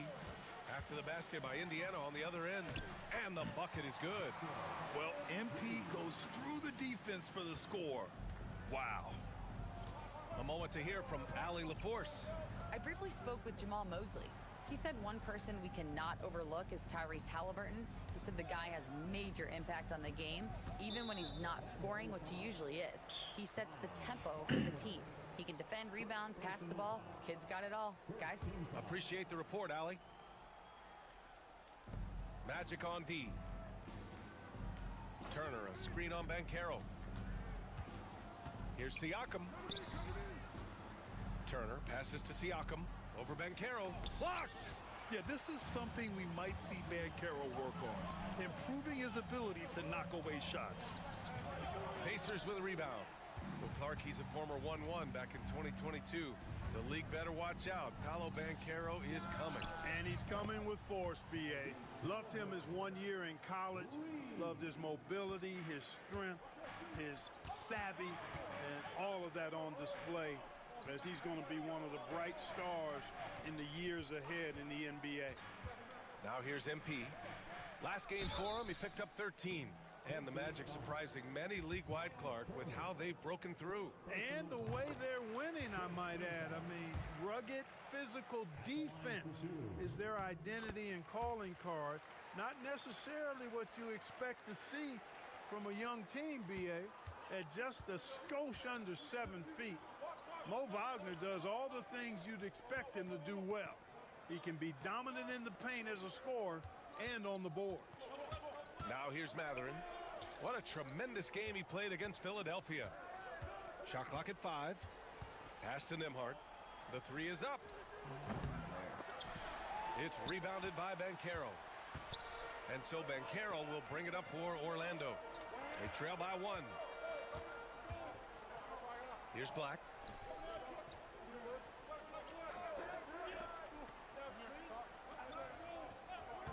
On the wing, MP. He's guarded by Nimhard. D, the pass to Wagner. And that misses. That would have put him up. The Pacers have gone just 2 for 4 from the floor. Halliburton misses. And here's MP. He'll bring it up for the Magic. Last game matched up with the Grizzlies. A tough loss there. Yeah, we know that on the road, you're already a little out of your element. Then the misses from the line become contagious. And you know, one of the things about missing free throws is not only are you not getting points yourself, but it allows the other team to maintain momentum or keep a rally going.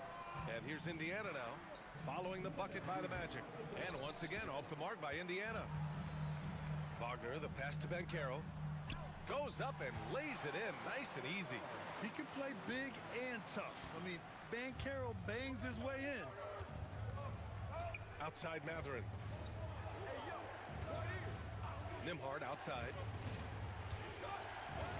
And the layup is good off the glass. Coach is loving the ball movement. 1:33 left in the first. Wagner outside. MP outside. And he was camped in the lane there. He gets a 3-second call.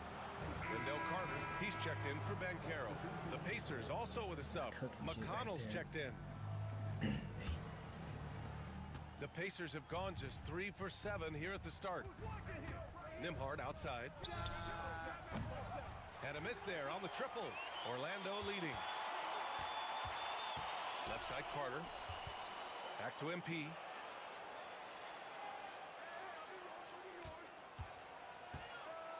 To the paint. Here's Wagner.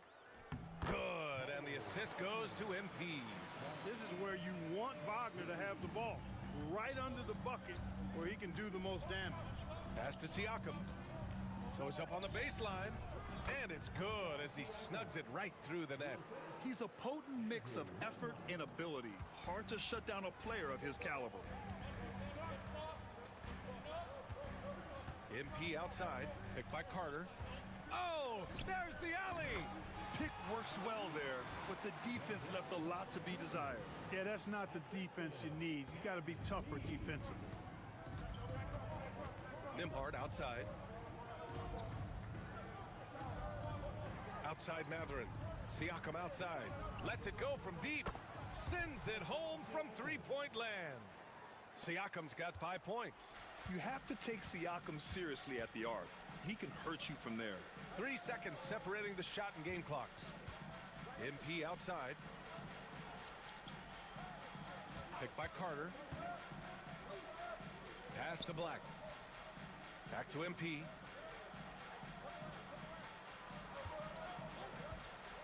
And they'll turn it over. Couldn't get the shot off. A shot clock violation.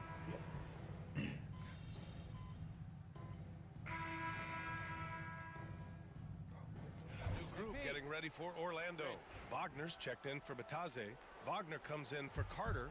MP's checked in for Caldwell Pope. And Black subbed in for Anthony. And a new group getting ready for Indiana. Miles Turner, he's checked in for Jackson. Siakam comes in for Toppin. Benedict Mathurin, he's checked in for Neesmith. And it's Nembhard in for McConnell. The Wagner brothers on the floor. Franz at the 3, Mo in the middle. Then there's Banchero, then it's MP, and it's Black in at the 1. That's who's out there for Orlando. Clark, how about the run the Indiana Pacers had in the inaugural NBA Cup? Boy, that was pretty impressive, wasn't it, BA, making it all the way to the finals. It certainly was a statement to the rest of the league that the Pacers are on the come. Now you got to keep an eye on them because they've got a nice core that's just moving into the prime of their career. And keeping us updated from the sideline, Allie LaForce. This Magic team is making moves in the East. Star forward Paolo Banchero said, "We're a lot more competitive. We know we're talented. We can play with anybody, and we've proven it. Just one game at a time." Brian? Got to take that simple approach. A team on the rise, Allie. Thank you. Now here's Halliburton. 14 points, their largest margin of the game. This one for 3. Orlando with the rebound. This their first chance to take a look at Indiana this season. Last year, this team got the better of them in the season series, so they're looking to correct that. And, you know, with 2 teams in the upper pyramid in the early going, important to establish that pecking order, especially within your conference. So this game is important. Halliburton, the pass to Turner. And here's Nembhard. From outside the arc. It's rebounded by Wagner. Surprising to see him miss here, but they'll be happy with that shot in most possessions. The drive by MP, and MP throws it down. MP knew exactly where he wanted to go and what he wanted to do with that one. Pass to Nembhard. Halliburton looking for an opening. Back to Nembhard. Jacks up a 3. He can't get it to go. And they've been able to maintain this lead despite his inconsistency from the field. Pacers leading by 10. Siakam gets the bucket. Siakam's got 7 points. Nice feed from Halliburton. He's really put in the work to become an outstanding passer. Wagner with a screen. From deep, MP. Oh, MP buries the triple. 12 seconds left to play in the half. Halliburton with the ball. Pass to Nembhard for 3. Down it goes, and a great assist by Halliburton. Halliburton's got 6 assists here tonight. Tyrese Halliburton getting it done for Indiana. Scoring, passing, imposing his will at the offensive end. Time for a quick break, then back to the action.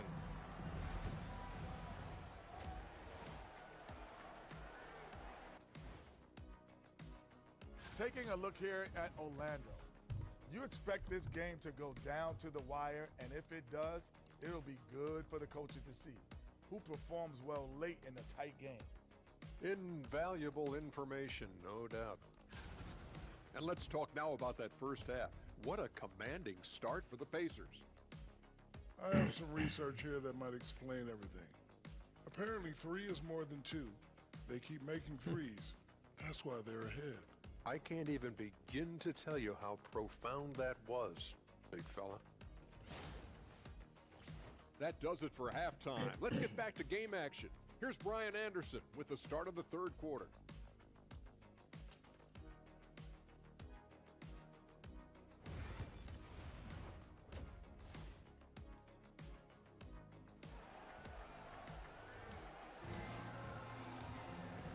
And with a big gap on the scoreboard, the second half begins with very different goals for these teams.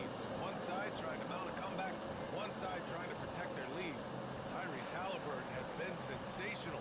Through the first 2 quarters, he's been on fire. Explosive offensive performance. And you know what? I'll be interested to see just how much he's got left in the tank. That first half had to take a lot out of it. Second half underway. Here's who Rick Carlisle's got on the floor. Siakam at power forward with Turner in at center. Nembhard and Mathurin, they're the wings. And it's Halliburton in at the point. Now here's MP, 6 to shoot. All right, we've now got our 2K insider, Shams Charania, on the line. He's got a special report. Shams, it's all yours. Well, guys, teams are all grappling with this new CBA, especially the dreaded second apron. Fans possibly unclear on what it means. Honestly, even front offices are still navigating the complexities of the new restrictions. But basically, it has become harder for teams to spend big and acquire new players under the current systems. We'll see, guys, how this impacts everyone moving forward. Something to keep an eye on, no doubt. All right, Shams, thanks a lot. And now, almost all their points coming from the paint. Pacers leading by 8. And the foul called on MP. That's his first foul.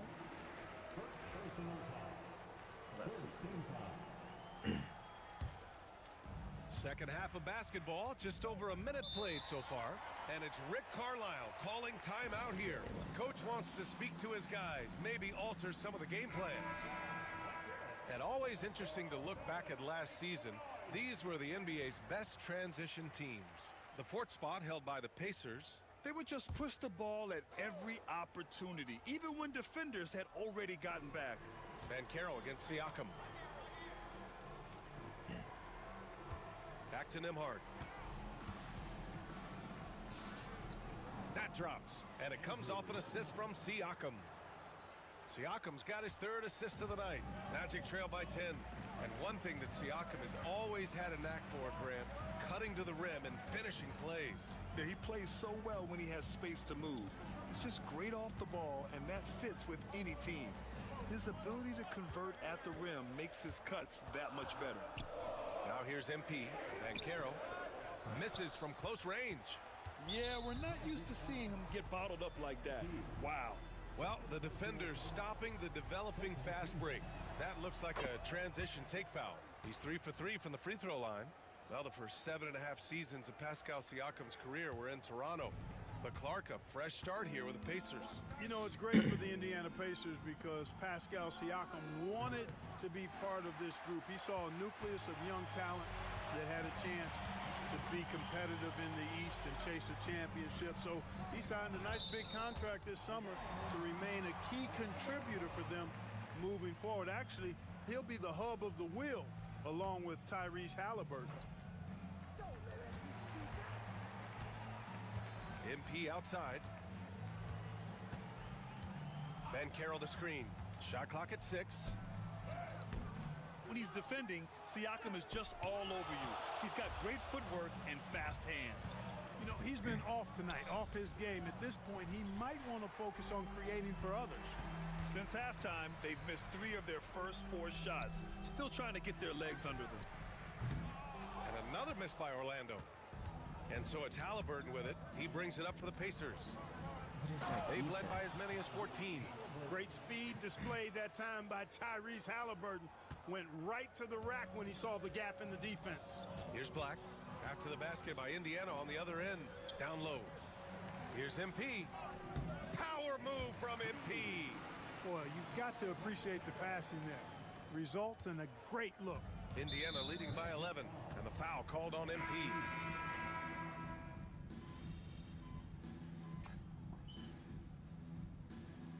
I'm at 13.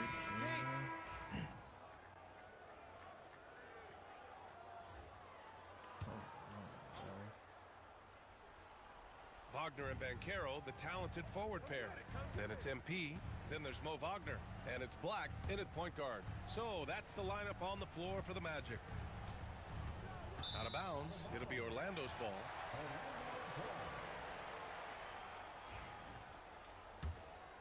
Here's Black. Here's D. Down low, MP drops it in. Yeah, when we talk about MP's unlimited potential, we're referring to nights like this one. Indiana has gone 1 of 2 from deep in this quarter. Pass to Halliburton. Now here's Nembhard from the arc. Down it goes, and a great assist by Halliburton. Halliburton's got 9 assists in the game. Great passing. And here's MP from outside. Mathurin with a rebound. Mathurin's got 4 rebounds in the game, and the foul called on MP. That's his 4th foul of the contest. First team foul.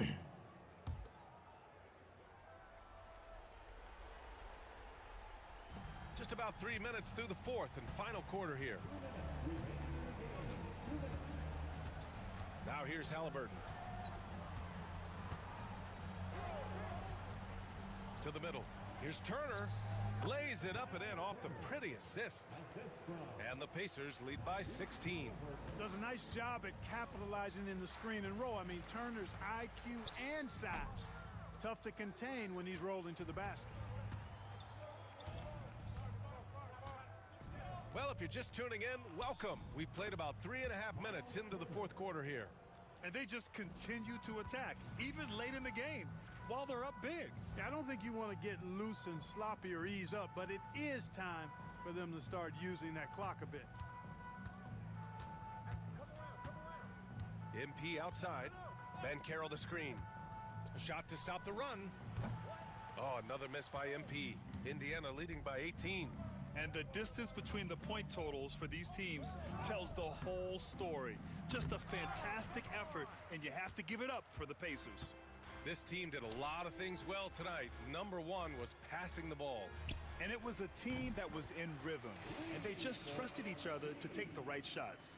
And they pick up their 4th win of the year. Every victory so sweet in the association. Yeah, this is far from the last word in the season series. Still 3 more meetings between them and plenty of motivation to square things up. We know familiarity breeds contempt. I would expect things to become more heated as these teams face each other going forward. And what a huge performance it was for Tyrese Halliburton. Well, you have to marvel at how well he picked apart that defense repeatedly. Found the right guy in the right spot at the right time. Now here's Nembhard. Here's Turner. Nice D from Wagner. There's a 4-second difference between the shot and game clock. MP outside. Fires for 3. Oh, another miss by MP. And the foul called on MP. That'll be foul number 5 on him. Personal foul. Second team foul. Substitute 12 seconds left to play in the 4th quarter.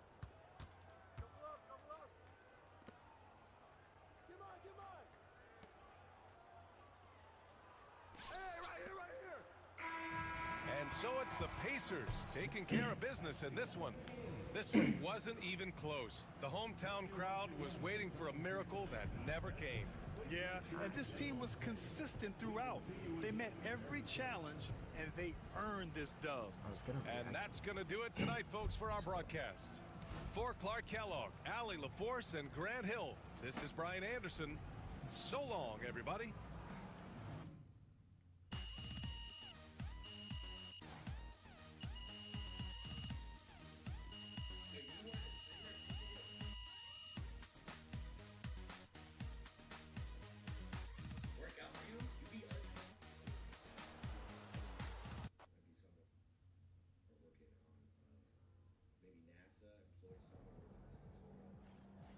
not over. Plenty of time left.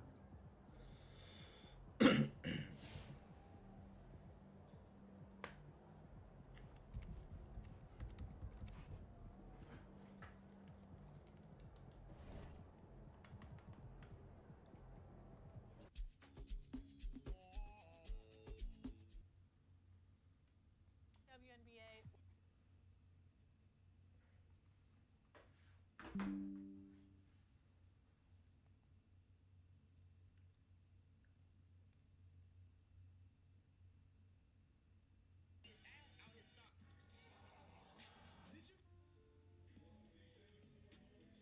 Appreciate it, bro. Thank you. They got a new. They're trying to silence this guy. All right, y'all. I'll catch y'all in the next one. I got an interview tomorrow, so you already know. You already know how that's supposed to go. Hold on. I might keep streaming.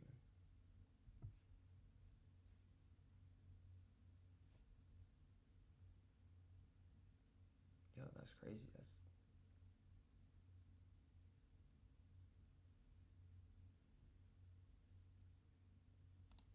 what it looks like.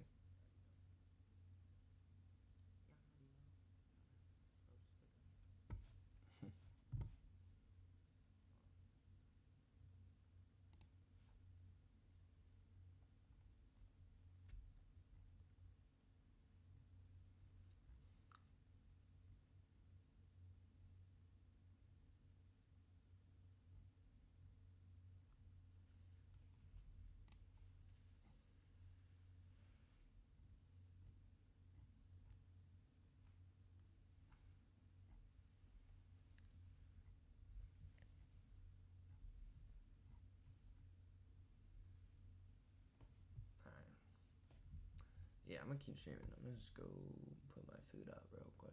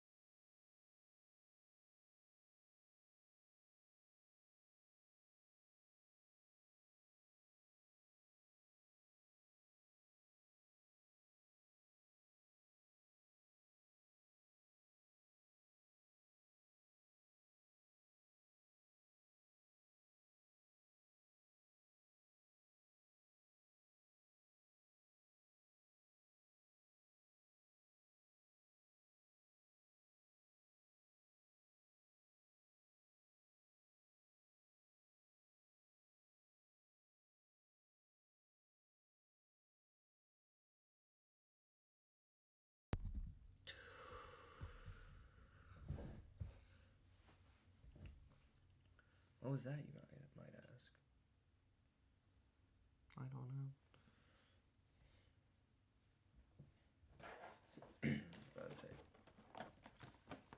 got my Publix cookies.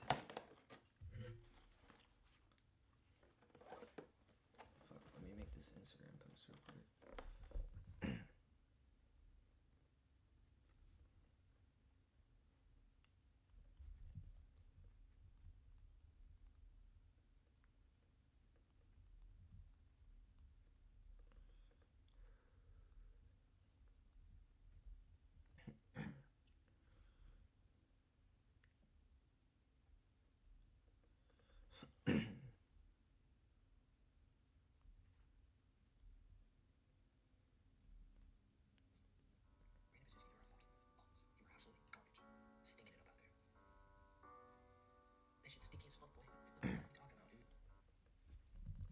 Hold on, chat, 1 second.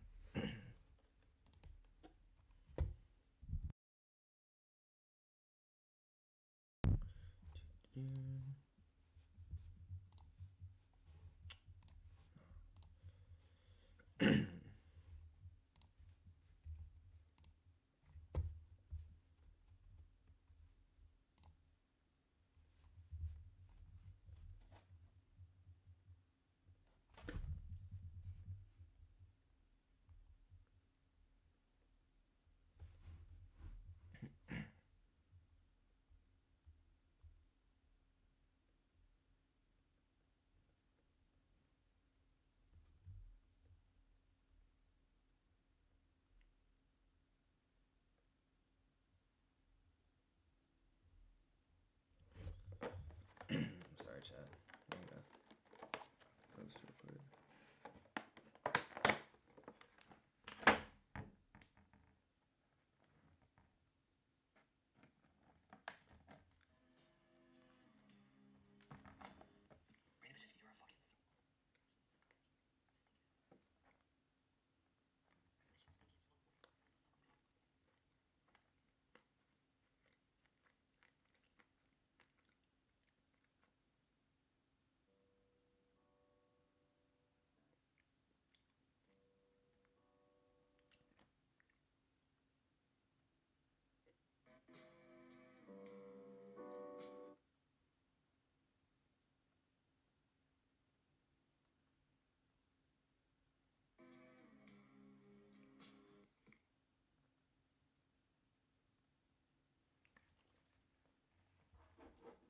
It's actually super annoying.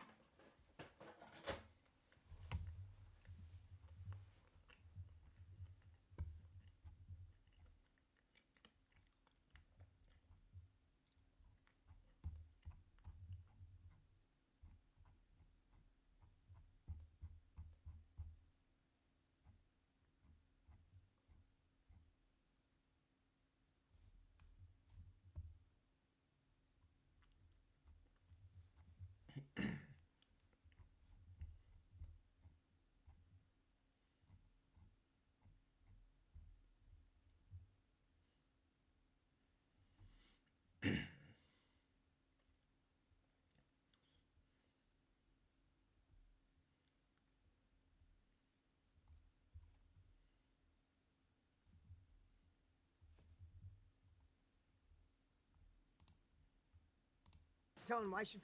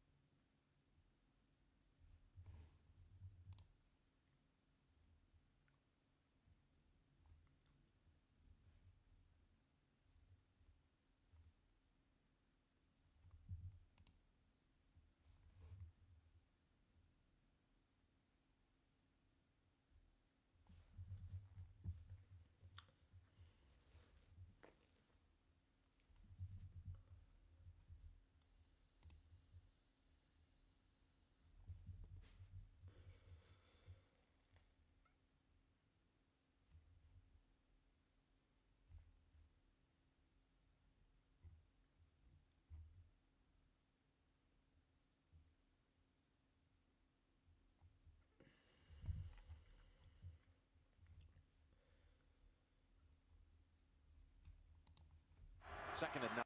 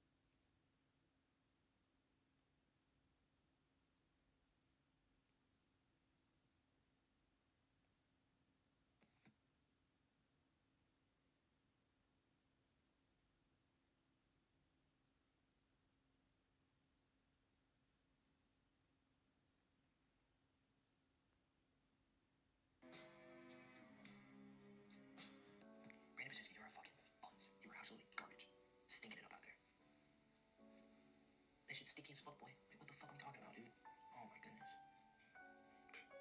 It's embarrassing. It's truly embarrassing.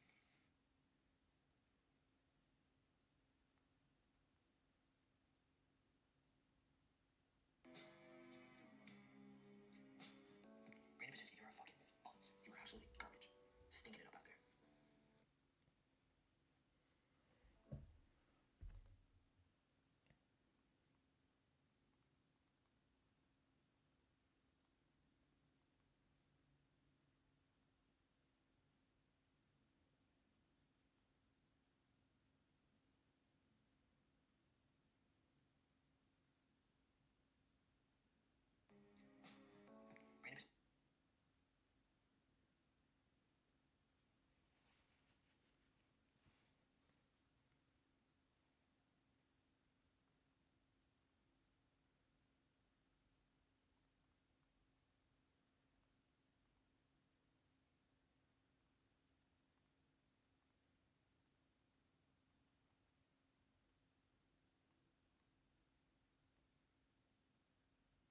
Random says you're a fucking buns. You were absolutely garbage.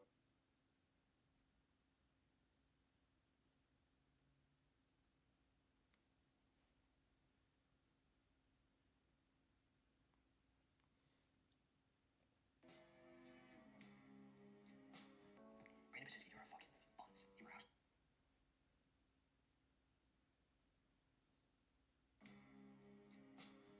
Random says you're a fucking buns. You were absolutely garbage. Stinking it up out there. That shit's sticky as fuck, boy. Like, what the fuck are we talking about, dude? Oh my goodness. It's embarrassing. It's truly embarrassing. Random says you're a fucking buns. You were absolutely garbage. Stinking it up out there.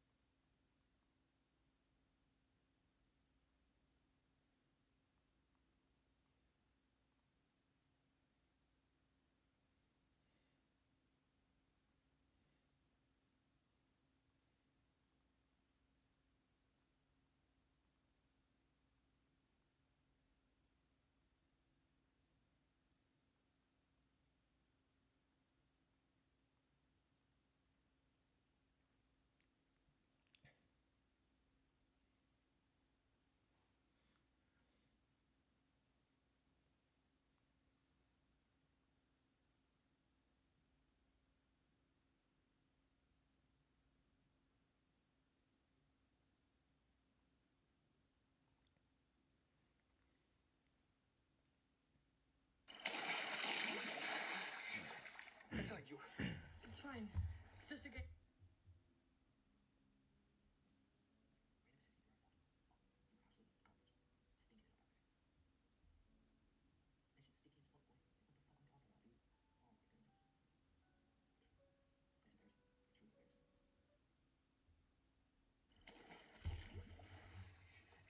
I thought you.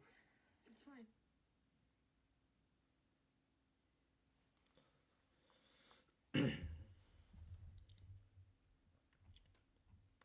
Alright, chat. Alright, chat. Alright, chat.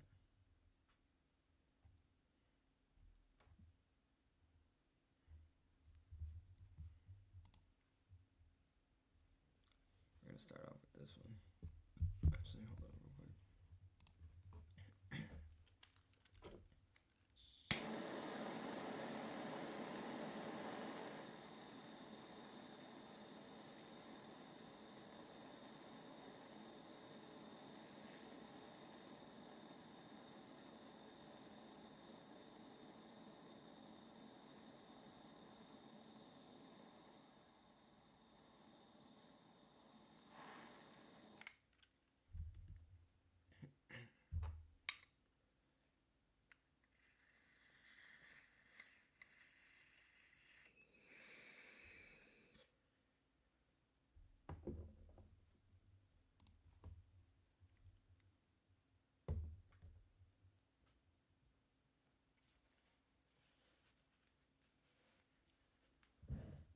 Let's get right into it. People join us on May 15th. Well, if you're a person that is not willing to settle, if you're somebody that's looking around and you're looking at your life and saying, my original vision for my life doesn't match where I am. Crazy conspiracy theories that turned out to be true. The Canadian Fruit Machine. The Fruit Machine is an ambiguous name, but if you have a keen mind, you might have had a few assumptions on what it could have been about. But if you're still in the dark, let me give you its other name, Canada's Gaydar, or Gay Detection Machine. That should paint a bit of a clearer picture. If I told you that the Canadian government in the 1960s came up with a strange device and a series of tests specifically made to identify gay men so that they could discriminate against them, you would call me crazy, right? Well, you're not alone, but unfortunately, you are wrong, and the Canadian government did exactly that. Let me explain. The whole point of this fruit machine was essentially to identify and remove homosexual men working in government roles, specifically in the military and law enforcement. During the 1960s, Dr. Frank Robert Wake developed a rather strange series of psychological tests with the purpose of, obviously, identifying gay men. How this machine actually worked was kind of hilarious and extremely rudimentary. Basically, all it would do is it would show you erotic images and say, essentially, gay buzzwords to see if your body had any sort of positive reaction to this stimuli. One of the markers they were looking for was a dilation of the subject's pupils, among other things. This was essentially the equivalent of a lie detector, but instead of detecting lies, it was detecting the big gay. Regardless of its ineffectiveness and rather strange methods to begin with, the results were taken seriously and led to the firing and discrimination of thousands of people, which unfortunately led to a huge rise in suicides, which is just heartbreaking. This entire project was discontinued in the late 1960s, making this entire fruit machine fiasco very short-lived, at least relatively, but the impact was still long-lasting. On top of the jobs and lives lost, the RCMP, the Royal Canadian Mounted Police, still continued to collect files on suspected gay people for years after this project was concluded. So if you're ever with a friend and they say, that guy's gay, I can tell because I have gaydar, tell them you don't have gaydar, the Canadian government had gaydar, and they used it to discriminate, whether they were gay or not, as any little twinkling of evidence was good enough for them, and this had huge impacts. Then just sit there and awkwardly look at each other for a few minutes, and if they ask you how you knew this, you know what to tell them. Trust me, bro. The gay. Wait, so we just went from the fruit juice to the gay bomb? I don't know what's happening right now, chat. I genuinely don't. But you're telling me the Canadian government came up with the test called, what was it again? The fruit juice, the fruit bomb, something like that. To detect gay people. Gay bomb. While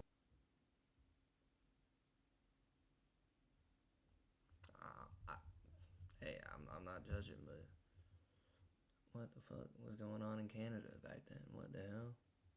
Canadians, y'all supporting this? What the hell was going on? it was probably a different time back then. I can't say nothing. A lot has changed nowadays. We're on the topic of the big gay. I have one more for you. That being the gay bomb, which was a non-lethal chemical weapon theorized by, surprise, surprise, the United States military, specifically the Air Force. This bomb's purpose was simple yet strange. It was meant to be dropped over enemy territories, spreading a chemical mixture in the form of gas that would turn enemy troops essentially homosexual. This hypothetical weapon was confirmed in a 1994 Department of Defense document, where it spoke of a hypothetical weapon designed to dispense sexual pheromones among enemy forces to generate mutual attraction. Now, initially, I thought the military application would be that the soldiers would just be too busy loving on each other to get any fighting done, but that wasn't the case. It's actually a lot less interesting. Supposedly, the entire point was to cause confusion and panic amongst these troops, reducing their effectiveness in battle. Picture this. The year is 1993. You and your friend are sitting on the couch watching the movie Sniper, which just came out. When all of a sudden, you say to your friend jokingly, I bet the US government's probably thought about making bombs that would turn the enemies gay. You and your friend have a chuckle and continue the movie. However, the following year, you are hanging out with the same friend again, and instead of watching a movie, you are doing something that every teenager does, reading a Department of Defense release, when all of a sudden you see actual confirmation that the US Air Force was contemplating a gay bomb. After reading this, you're shocked, and you look your homie in the eyes and can't believe that your silly little joke was true. And in that moment, you and your friend start making out because you guys were gay. Alright, seriously though, the first two are a bit silly, but these get a lot more serious. Project MK Naomi. As I said, Project MK, I'm sure the word Ultra was the first thing that popped into your head. And that's because most people know about that crazy true conspiracy theory. And for that reason, I wanted to add something a bit different. Project MK Naomi was actually the successor of MK Ultra, and was a collaboration between the CIA and the US Department of Defense. And it went on. I got something that'll cheer you up, Jack. I go the other way. On for almost 2 decades. From the 1950s to the 1970s. The entire goal of Project MK Naomi was to gain a deeper knowledge on chemical and biological warfare weapons, specifically to determine what substances would kill people and what chemicals would do what to people. Once the CIA and Department of Defense had a list of chemicals and a list of reactions ranging from irritation all the way to death, they then started focusing on unique delivery systems for these chemicals, most notable of which being dart guns, specifically dart guns either filled or having their tip coated with these specific chemicals, with one of the most famous examples being the heart attack gun, which was, like you may have guessed, a gun that shot a dart at a target that would, shortly after injection, cause a heart attack in the victim, making a very intentional death seem accidental. And it's no doubt that these weapons would have been very useful for spies, especially during the Cold War, when tensions and the need for a good spy was at an all-time high. And if you're for some reason unfamiliar with Project MKUltra, it's basically the government using LSD on non-consenting individuals to try to test mind control, as a very basic elevator pitch. But I'm assuming most of you are aware of that one. USA's fake Cuban attack. This video is quickly taking a very dark turn, but that's kind of how these lists go. In 1962, during the Cold War, the US wasn't just tense with Russia, it also had growing tensions with its southern neighbor, Cuba. Specifically because Fidel Castro had risen to power in Cuba, and was a rather large proponent of communism, or at least kept a very good relationship with Russia. During this time, the US experienced the Cuban Missile Crisis, which simply put was Russia putting their nukes in Cuba because the US had put their nukes in Turkey and Italy. This situation was scary, but it was resolved safely. However, the US did not forget, hence them coming up with Operation Northwoods. The plan suggested that the government would carry out a series of fake terrorist attacks on the American military and civilians, to then blame Cuba for these attacks and then justify going to war. Some of these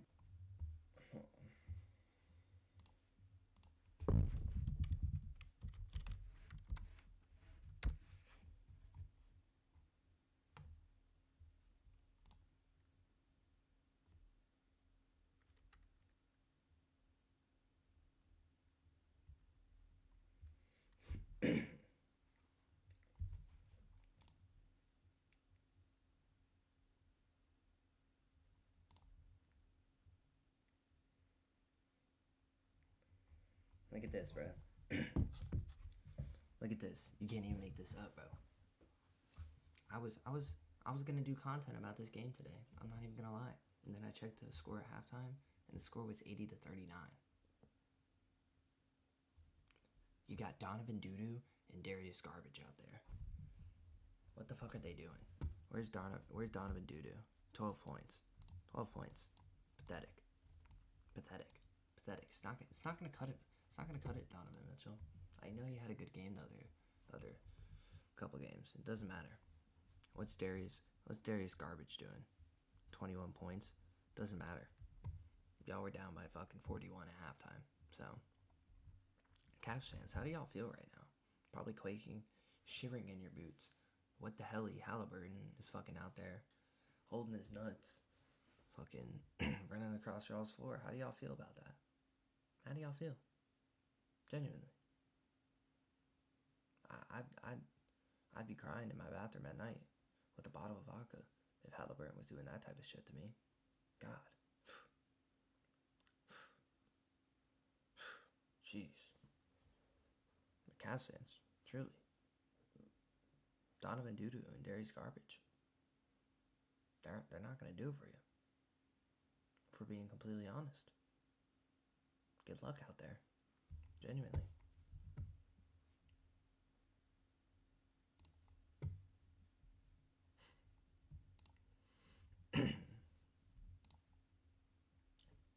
Okay, I seen these motherfuckers dropped a new skit. I had the RDC dropped a new skit. Gotta tap in.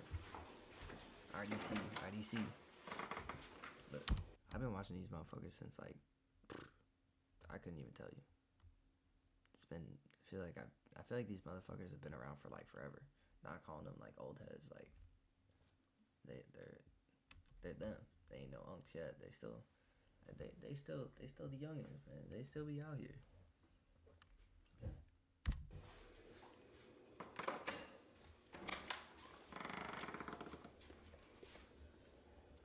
You going to the club? Yeah. After dropping 7 points? Mm-hmm. In game 7? Yeah. You trying to come? Nah. Oh.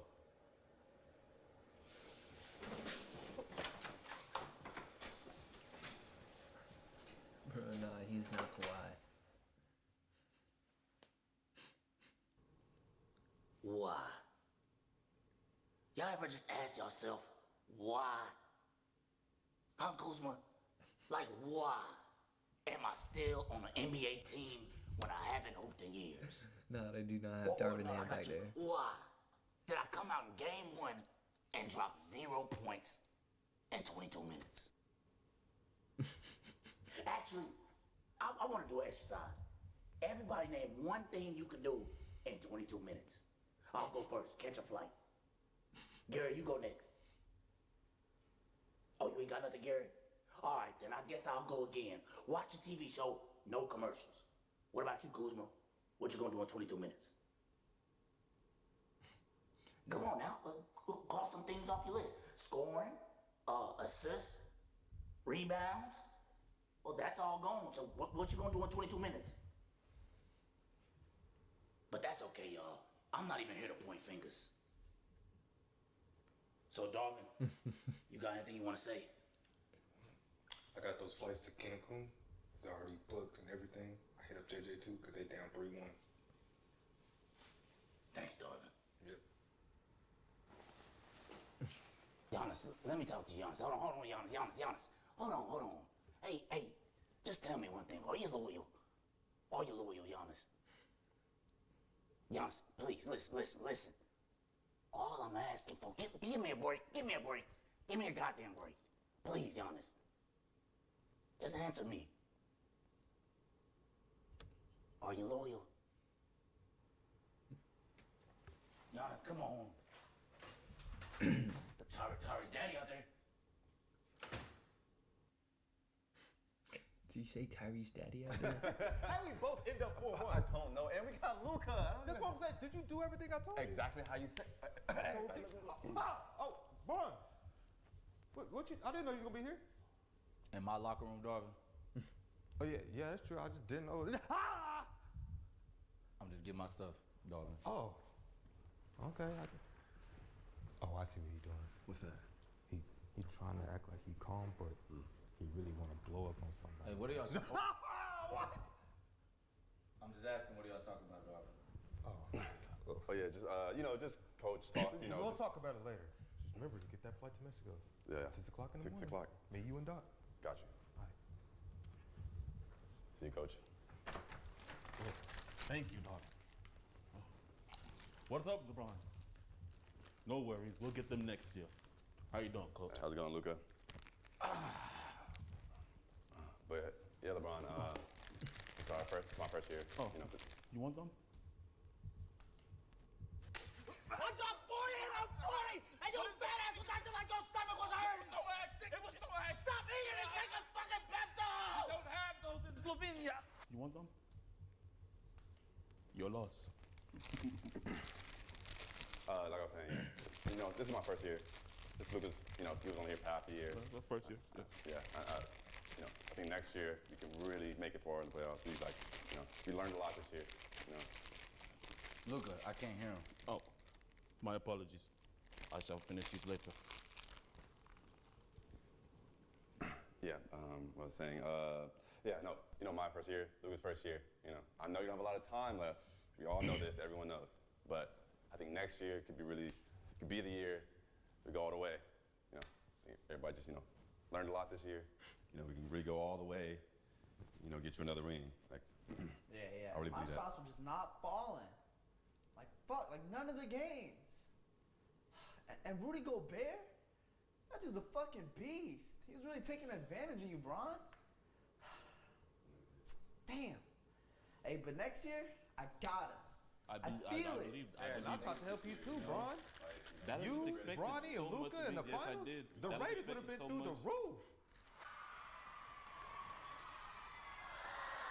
Like, man, bro, like, why couldn't y'all just play correct? Yeah. Y'all really just got hooped on. Now they calling Ant the legend killer. Well, that is just not true. Yes, but he beat y'all. No, Goodbye, Bron.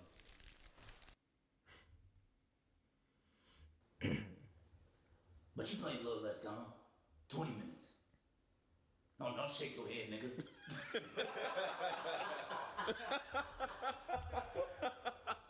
This dude is not a real hooper. He's a contact.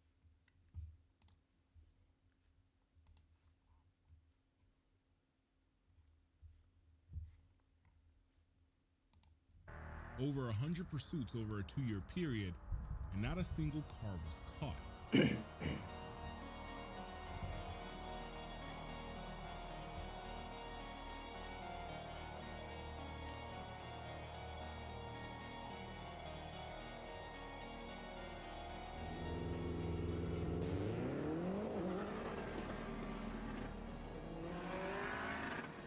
This was the reality of a single police agency who was plagued by skilled drivers using Subaru's unassuming but razor-sharp tool known as the World Rally Experimental, or WRX.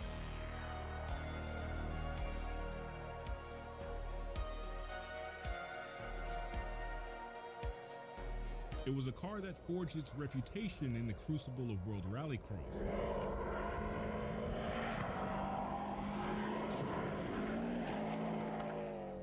Its turbocharged boxer 4-cylinder combined with all-wheel drive and a lightweight architecture ascended to ethereal status, but it would soon become the most infamous getaway car on the roads of the United Kingdom, Australia, and New Zealand, thanks to criminals committing jewelry heists and ram raids using these souped-up Imprezas to outrun police on the narrow city streets. What the fuck are they in the mall? It got to the point where they were so prevalent in the commission of crimes, police and public safety community groups wanted them to be speed limited, detuned of horsepower and torque, and in some cases outright banned in city centers. But not for police.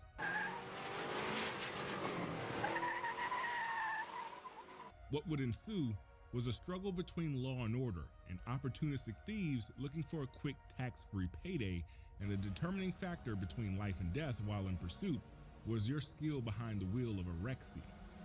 This is the story of a perfect storm, a car that was easy to steal, insanely agile, inconspicuous, and without proper training and practice, a rolling coffin. Welcome to Explain.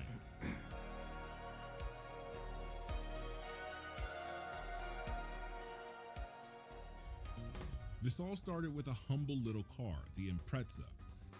New driver's basic. Impreza. It was introduced in 1992 as a classy little compact sedan for the commuting corporate slave, with optional all-wheel drive to get you through the depressing winter months, and a buttery smooth, naturally aspirated EJ Series Boxer 4-cylinder to transport you from your couch to your cubicle. But if you were willing to spend a little bit more money and could drive a manual transmission, its enthusiast trim that shared the same surname but added 3 letters, WRX, was the ideal choice for someone wanting a little more excitement. Its engine, the EJ20G, was a homologated competition engine. The aluminum block was a closed deck design, giving the cylinder bore stability at higher cylinder pressure. It had 4 camshafts instead of 2, used oil squirters to cool the backside of the pistons. The compression was lowered to 8.5 to 1 to curtail detonation from 0.8 bar of boost pressure thanks to the single turbocharger, and was made to consume regular pump fuel and pass emissions tests while still providing exceptional performance.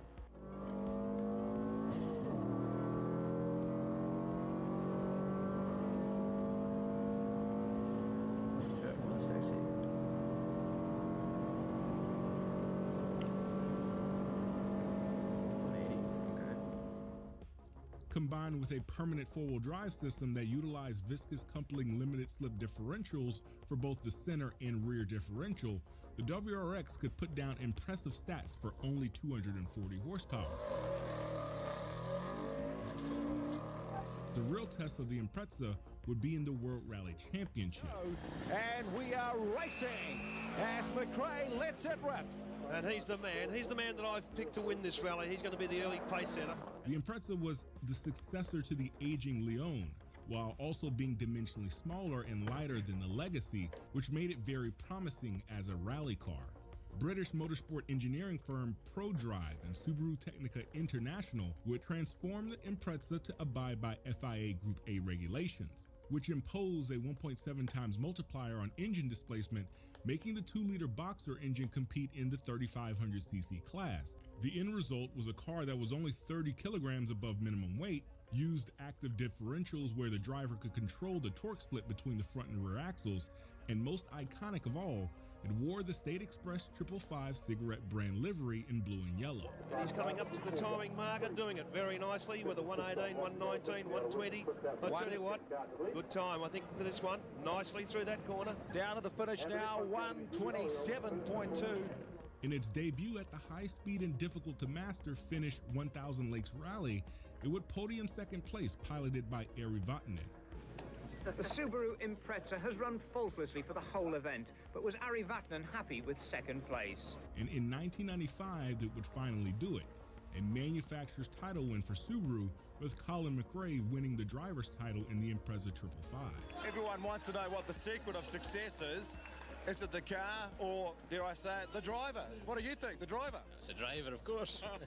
1996 and 1997 both saw Subaru winning the manufacturer's title, really solidifying Subaru in the hearts and minds of enthusiasts around the world, and the street versions sold like hotcakes.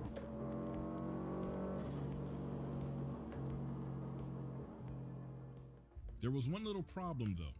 They were kinda easy to steal. Why don't you own apartment buildings? That's funny. Seriously, why don't you own these big apartment buildings? And I get it. Hey, why don't you own these? See, big Japan apartment amongst the buildings? developed world had an extremely low crime rate, and this made anti-theft systems for Japanese-built WRXs kind of an afterthought. Door locks and a keyed ignition cylinder was standard, but without an immobilizer that would disable the ECU from firing the injectors when the proper key wasn't detected by the transponder, it was an easy target for thieves. When the WRX was exported to Australia, they quickly became the preferred tool for ram raiders. Ram raids were just like they sound. Criminals would use cars to ram through jewelry stores and storefronts, grab as much merchandise as possible, and then leave with sometimes 200,000 Australian dollars worth of merchandise to then sell on the black market. The ramming part was easy. The getaway part was the real challenge. So gangs would use high-performance cars like the Holden Special Vehicles Club Sport V8. It was easy to steal, had 4 doors and a lot of trunk space to carry stolen goods, and a 5-liter V8 that could outrun police on the motorway. In Sydney's Central Business District alone, there were over 200 ram raids between 1994 and 1997, and a new trend began to rise: Subaru Rexys. The Rexys retained the desirable four-door characteristic, but with all-wheel drive and a nimble chassis, it was more agile in the narrow city streets, and especially in the wet. This ram raiding explosion was met with knee-jerk reactions from insurance companies and police departments. In New South Wales, the insurance companies like GIO, QBE, and CGU would not insure any Subaru WRX under any condition. And the ones that did, like RACV, AAMI, and FAI, would often quote astronomical insurance premiums, making enthusiasts hold the financial burden for criminal activity. The New South Wales police had a trick up their sleeve, though. They would purchase 3 Subaru WRXs to be used as highway patrol units and intercept ram raiders before they can vanish into the night on the motorway.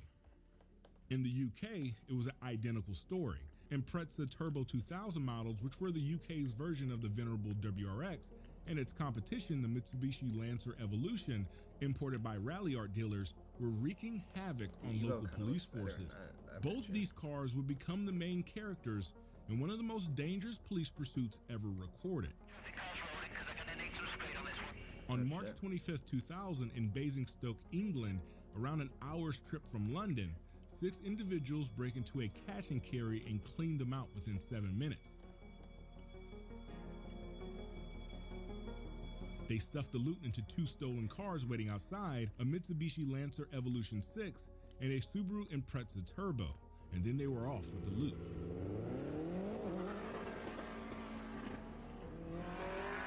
Unbeknownst to them, the warehouse alarm would alert local police, and quickly a chase would ensue, involving 4 police forces, 3 helicopters, and over 200 kilometers of distance traveled. The highway patrol cars were outgunned. Even at 240 kilometers an hour, the Evo 6 and Impreza both were staying ahead. But in the skies, the Chiltern police helicopter is right on their tail. The Lancer Evolution, thinking they lost their tail, would stop at a petrol station to fill up. Hearing no sirens in the distance, they thought they were in the clear, but all the while the Chiltern police helicopter is watching their every move. A patrol car would soon re-engage the chase with the Evo, forcing them to leave their accomplice at the petrol station to be apprehended.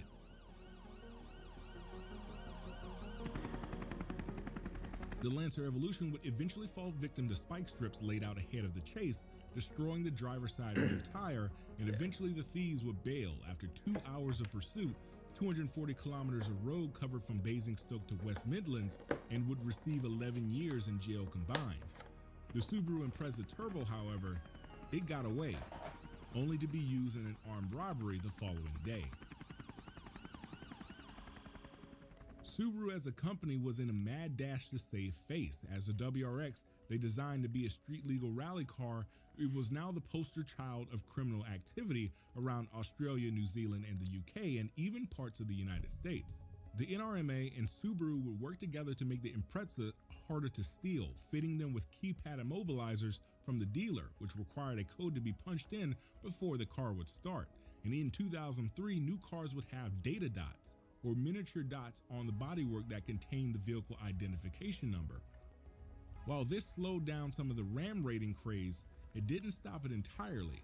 Each subsequent generation of WRX, from the Bug-Eye to the Blob-Eye to the Hawkeye, became more powerful, faster, higher top speeds, and still were an ideal choice as a getaway car. See, before the Baby Driver movie would put the WRX in the spotlight amongst popular culture, and trust me, literally every Subaru owner has seen that chase scene, the WRX was more sinister and played a major role in the underground workings of the black market. It was the perfect transporter of stolen goods from storefronts to the hands of criminal enterprises, and maybe if Subaru never made the WRX as good as it was, it would have just been another Econobox to get you from point A to point B. But we all know the story never ended that way. Interesting.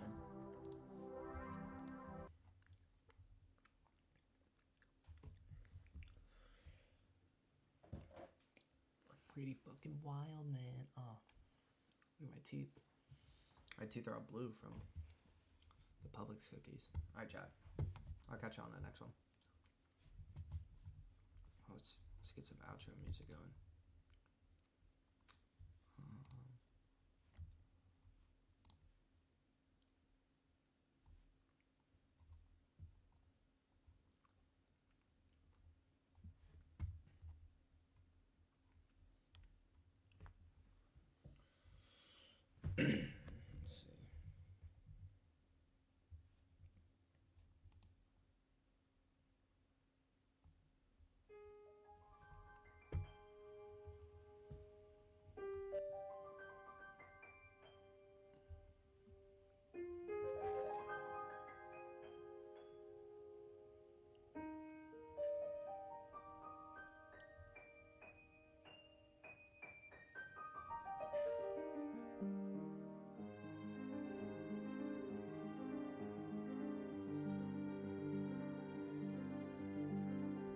Well, chat, I'm fucking with that.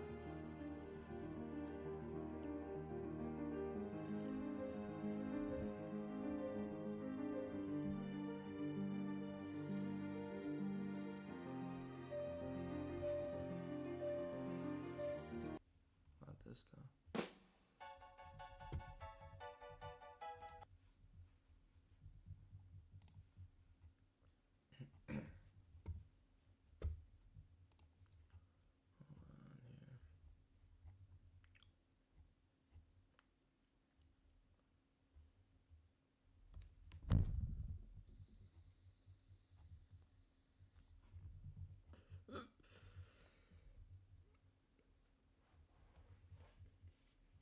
The fuck was that?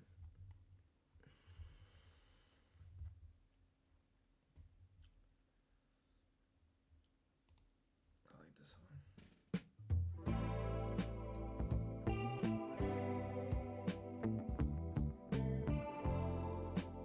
Alright, chat. To everyone who came out, I appreciate you. I got an interview tomorrow, so what do you have for that? You know how that is.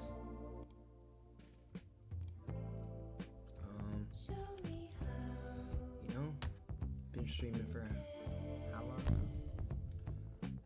I mean, like, really streaming for like, I'd say really streaming for like not even a month. I feel like I wasn't really taking it seriously right when I started. But let's check out these statistics. Yeah, he's blocking way too much. Oh, that's my stream. So look at this.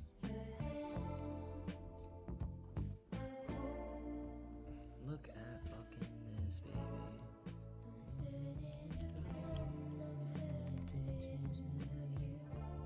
Hey. Alright. So we're just struggling in the follower department. That's all we're struggling in. I mean, and the 3 average viewers, but I had like 3-4 people in my shit today. Yeah, I mean, you see it. Plus 8 viewers. You see the motion. You see the motion. Look at this too. Come on. Oh, I wasn't streaming back then. One. Yeah. Okay. Sorry. Just making sure. Look at this. 0.3. 0.3, 6, 6, 16, 195. 0.4. 1, 33, 3. Look at that. All up. All up. All up. From this. Look at this. Look at the minutes. Look at the minutes. Look at the fucking minutes, baby. Come on. We're out here. We're trying. See? Just struggling.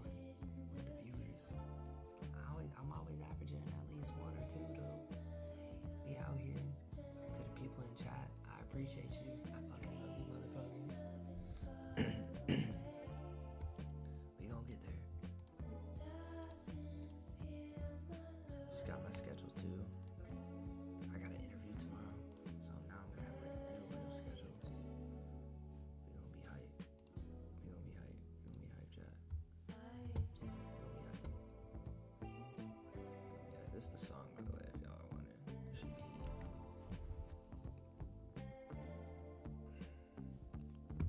Alright, y'all.